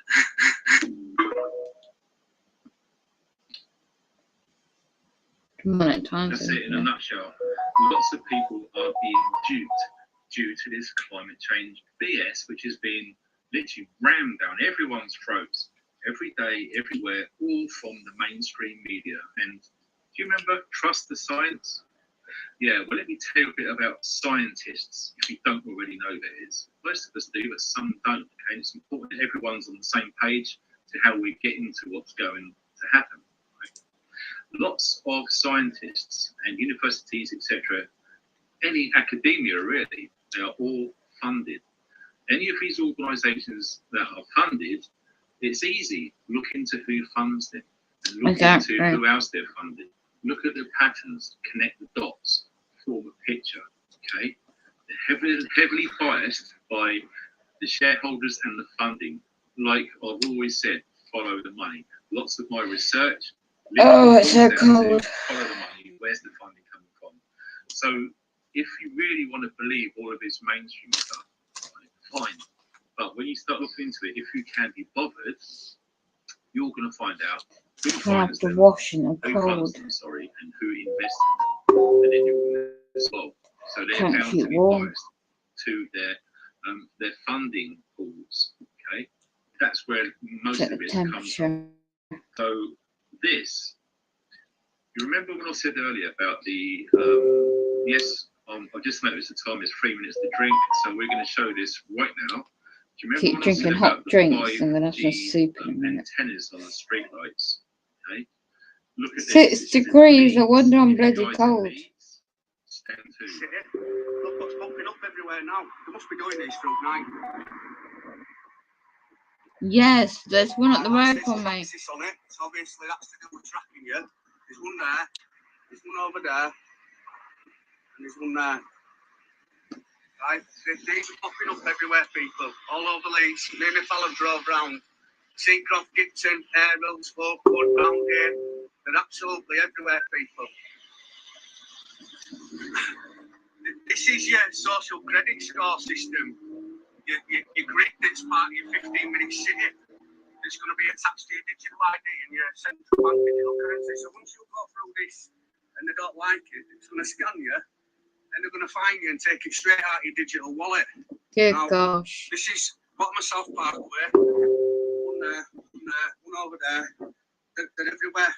They're all weird around it. And then when you go right down there towards Wybeck Valley Road, right down at the bottom there, on all junctions, is one there as well. This is the 15-minute city prison, people. What we're going to do, many a video I've put out already showing you what's going on in Oxford. They're trialling it there first, and while they're trialling it there first, they're implementing this everywhere. I wondered why one was up the road from me. They're building it around us, and this is all into 5G as well, because that's what the grid is. That's why they turned on 5G in April 2022 in my area. Okay. There's a big massive brick. So the radiation's so strong all proper the digital time. prison. This is exactly like what's in China. You They know, knew people, if it's you want to going to do a be bit of switched research, on. go look into China social credit score, and you'll see it. You know. There you go, another one. What's it saying here? That's it. That's the one I saw. CCTV operation for the purpose of collecting roadside video footage for retrospective analysis to establish traffic flow statistics. You see, there you go again. So, is this them trying to do a ultra low emissions place like they've already done in London? You know, look, there's another one on that corner as well on that post. These things are everywhere, people. Yeah, it just goes on and on and on. So look at bang on time. I'm quickly going to drop into the chat. Also, let me see. I'll go to this one. I'm going to have a look later. Right. Yes, it's that time. So we're going to have a real quick break, right? No joke. This is going to be a quick one. 2,500 people. Wow. You guys are awesome. I hope you shared this video because we've got lots more to come. In fact, this video live stream might go on for a bit longer because we're not even halfway. Good Lord.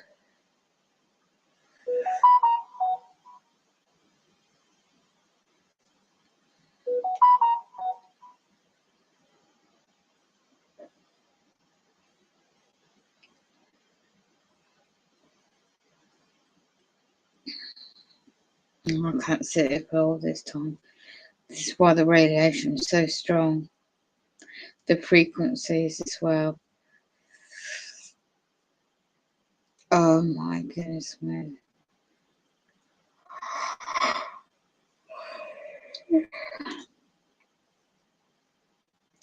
Right. It's not just about World War III. So, educateyourself.org. 5G first. Then, educateyourself.org. Get the mind control. Look at the history.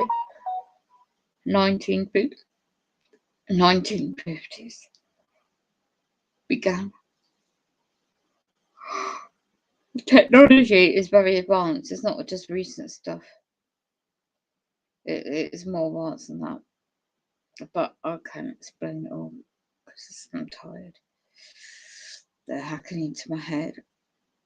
It's brain. It's known as hive mind, brain interface, i.e. hive mind.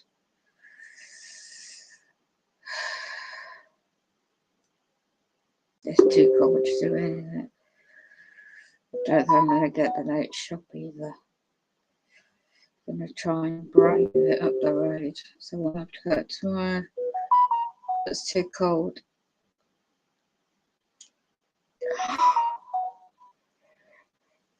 What's the weather going to be tomorrow, temperature wise?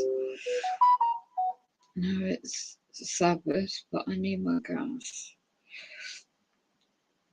I need 2 weeks stopping up. It's going to be grey and miserable tomorrow, but this will be daylight. In my opinion, it'd be safer in daylight. I can't wait to do it on Sunday because it's going to get very, very cold quickly. So look at Mondays. Yeah, Monday and Tuesday, so I ain't got long. Saturday. Oh, I hate going out. It's cold.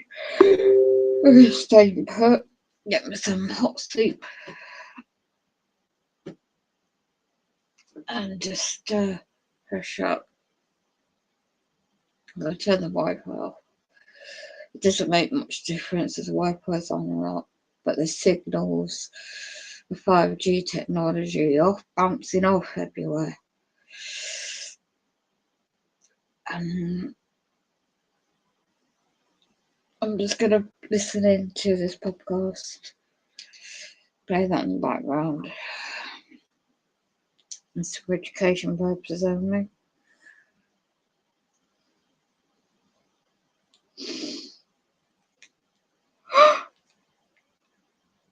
Oh, I just have to go to bed early. Try and get some sleep.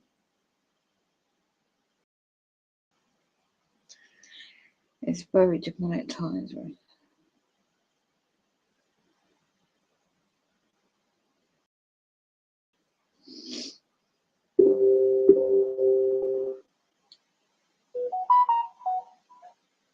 It's all good. So that's a big whatever, you know what I mean? But there was somebody got a 911 call from Akron, Ohio. Hey, Susie. And it was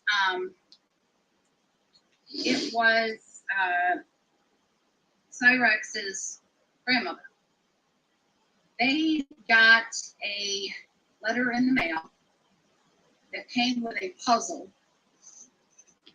that, yes, Night Shroud, you know what I'm talking about, that had a note in it saying that there was some kind of I'll find it. Where was I?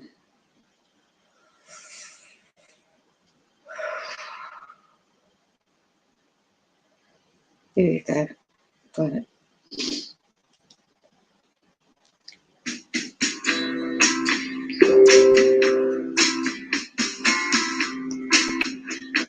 Thanks to COVID and COVID lockdowns, the truth was revealed that we're all apparently clamoring for these 15-minute cities. Creepy local authority bureaucrats would like to see your entire existence boiled down to the duration of a quarter of an hour. You in your area will only be allowed within that 15-minute zone that you've been allocated. Echoes of that language have recently been heard in the House of Commons. Will the leader please set aside some time in this House for a debate on the international socialist concept of so-called 15-minute cities and 20-minute neighbourhoods?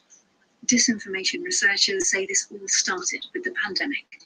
So the idea of climate lockdown first appeared in March 2020 when news of the lockdowns in Wuhan as a result of the COVID-19 pandemic first broke into international news. And the terminology came from a set of accounts in the US who were linked to a fossil fuel think tank called the Heartland Institute. Really, it was a reframing of very old vocabulary that imagines this future of so-called climate tyranny or green tyranny, where individual civil liberties are stripped away under the pretext of solving climate change. At the time, it gained almost no traction. But months later, a number of mainstream institutions used the efforts to tackle the pandemic as an example of the scale of what would be needed to fight climate change.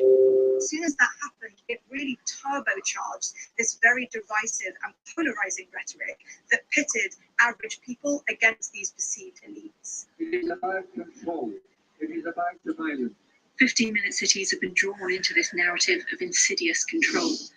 In the UK, one particular target has been Oxford, where misinformation has recently led to councillors receiving death threats. We've been receiving many calls and emails from worried residents in genuine fear that they might be locked in their own homes. The reality here in Oxford is distinctly different. The conspiracy has conflated two plans: one long-term intention to spread facilities among neighbourhoods, and one traffic restriction trial due to be brought in next year, which will use cameras and a permit system to track car journeys along certain roads across the city and potentially fine people if they use them too often. There are, of course, legitimate questions as to how these schemes are implemented. This is a traffic filter. 600 of these rolled out around the city. Businesses, for example, reliant on drive-through trade. It's very much a message to visitors and shoppers, people visiting our hotels and restaurants. That Oxford is not accessible and you have to stay out of Oxford.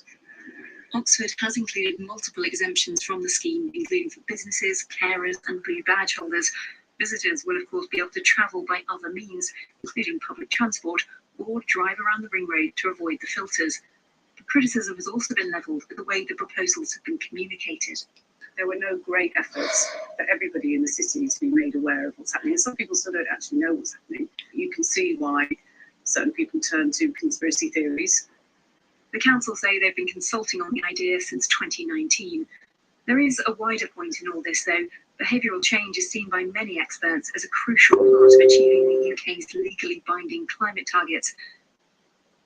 The UK's Climate Change Committee has, for example, urged the government to create plans to reduce demand for air travel and help change people's diets.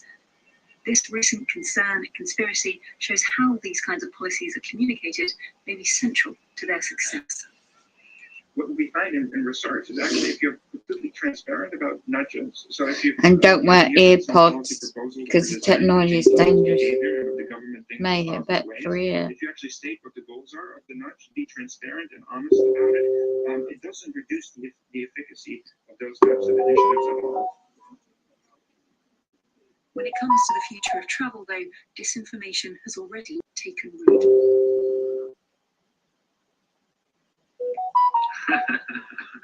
Disinformation has already taken root. Yeah, the BBC know all about disinformation, 110% there. I'm sure most of you would agree. Now, let me just have a quick look at the... Oh, we've got a donation there. This is bloke with superpowers. Thank you very much for that donation, sir. That's awesome. I'm really sorry if I've missed any others, but I literally just see that pop up on there. I know we've got to crack on. Now this, right? This is from that nasty car salesman looking person. I don't even want to use the word person because I would say if this guy was on his own, he'd have no chance, right? This guy seriously needs security and for good reason because I don't know anyone who thinks this guy is awesome. Now I want you to look at the verbiage, listen to the verbiage that this guy uses. Now you're going to know exactly what I'm talking about right now. There are objections in 2006 when we banned smoking from public places, and there are objections now. What I find unacceptable, though, is some of those who've got legitimate objections joining hands with some of those outside who are part of a far-right group who are... Some of those outside, some of those, let's be frank, let's call a spade a spade. Some of those outside are part of the far right, some are COVID deniers, some are vaccine deniers, and some are Tories. Look, hang on. The mayor has a right to be heard, right? Don't look. This people's question time is an opportunity for you to have a change of views, not to heckle or shout, please. Otherwise, we can end this very, very quickly. Now, to those people who've got legitimate concerns,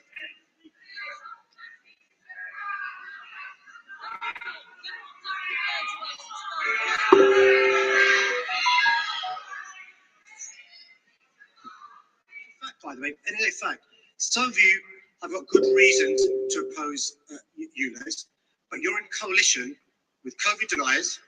You're in coalition. You may not like it. You may not like it. You may not like it. You may not like it. You're in coalition with the far right. My God. And you're in coalition with vaccine deniers as well. Good Lord. What a lunaticness. Oh, you just want to... Oh my gosh. You really do, don't you? That guy, well, there's not many people that get under my skin, but that guy there. I'm going to put in Public servant for Same horrible club as Elon Musk, 100%. Man, if you trust that guy, no, you seriously need to really have a good look at yourself. Wow. Seriously, that guy is some evil bit of work. He really, really is. Right, I'm ending the stream. We are going to be moving. I'm ending the stream because I'm not going to let you get tortured. All this technology beating on my head. So, educateyourself.org. And I'm just going to... I knew a lot of stuff already, but anyway. I'm just going to play something different now. I'm not going to listen to any more of that. And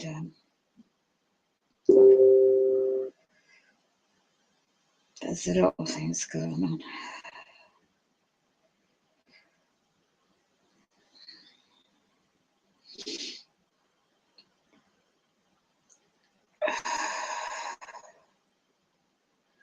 Mark Steele is really useful about 5G technology.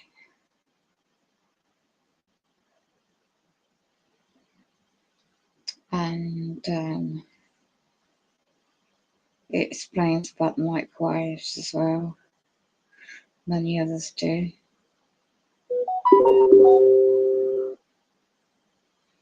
The science of climate and radiation energy.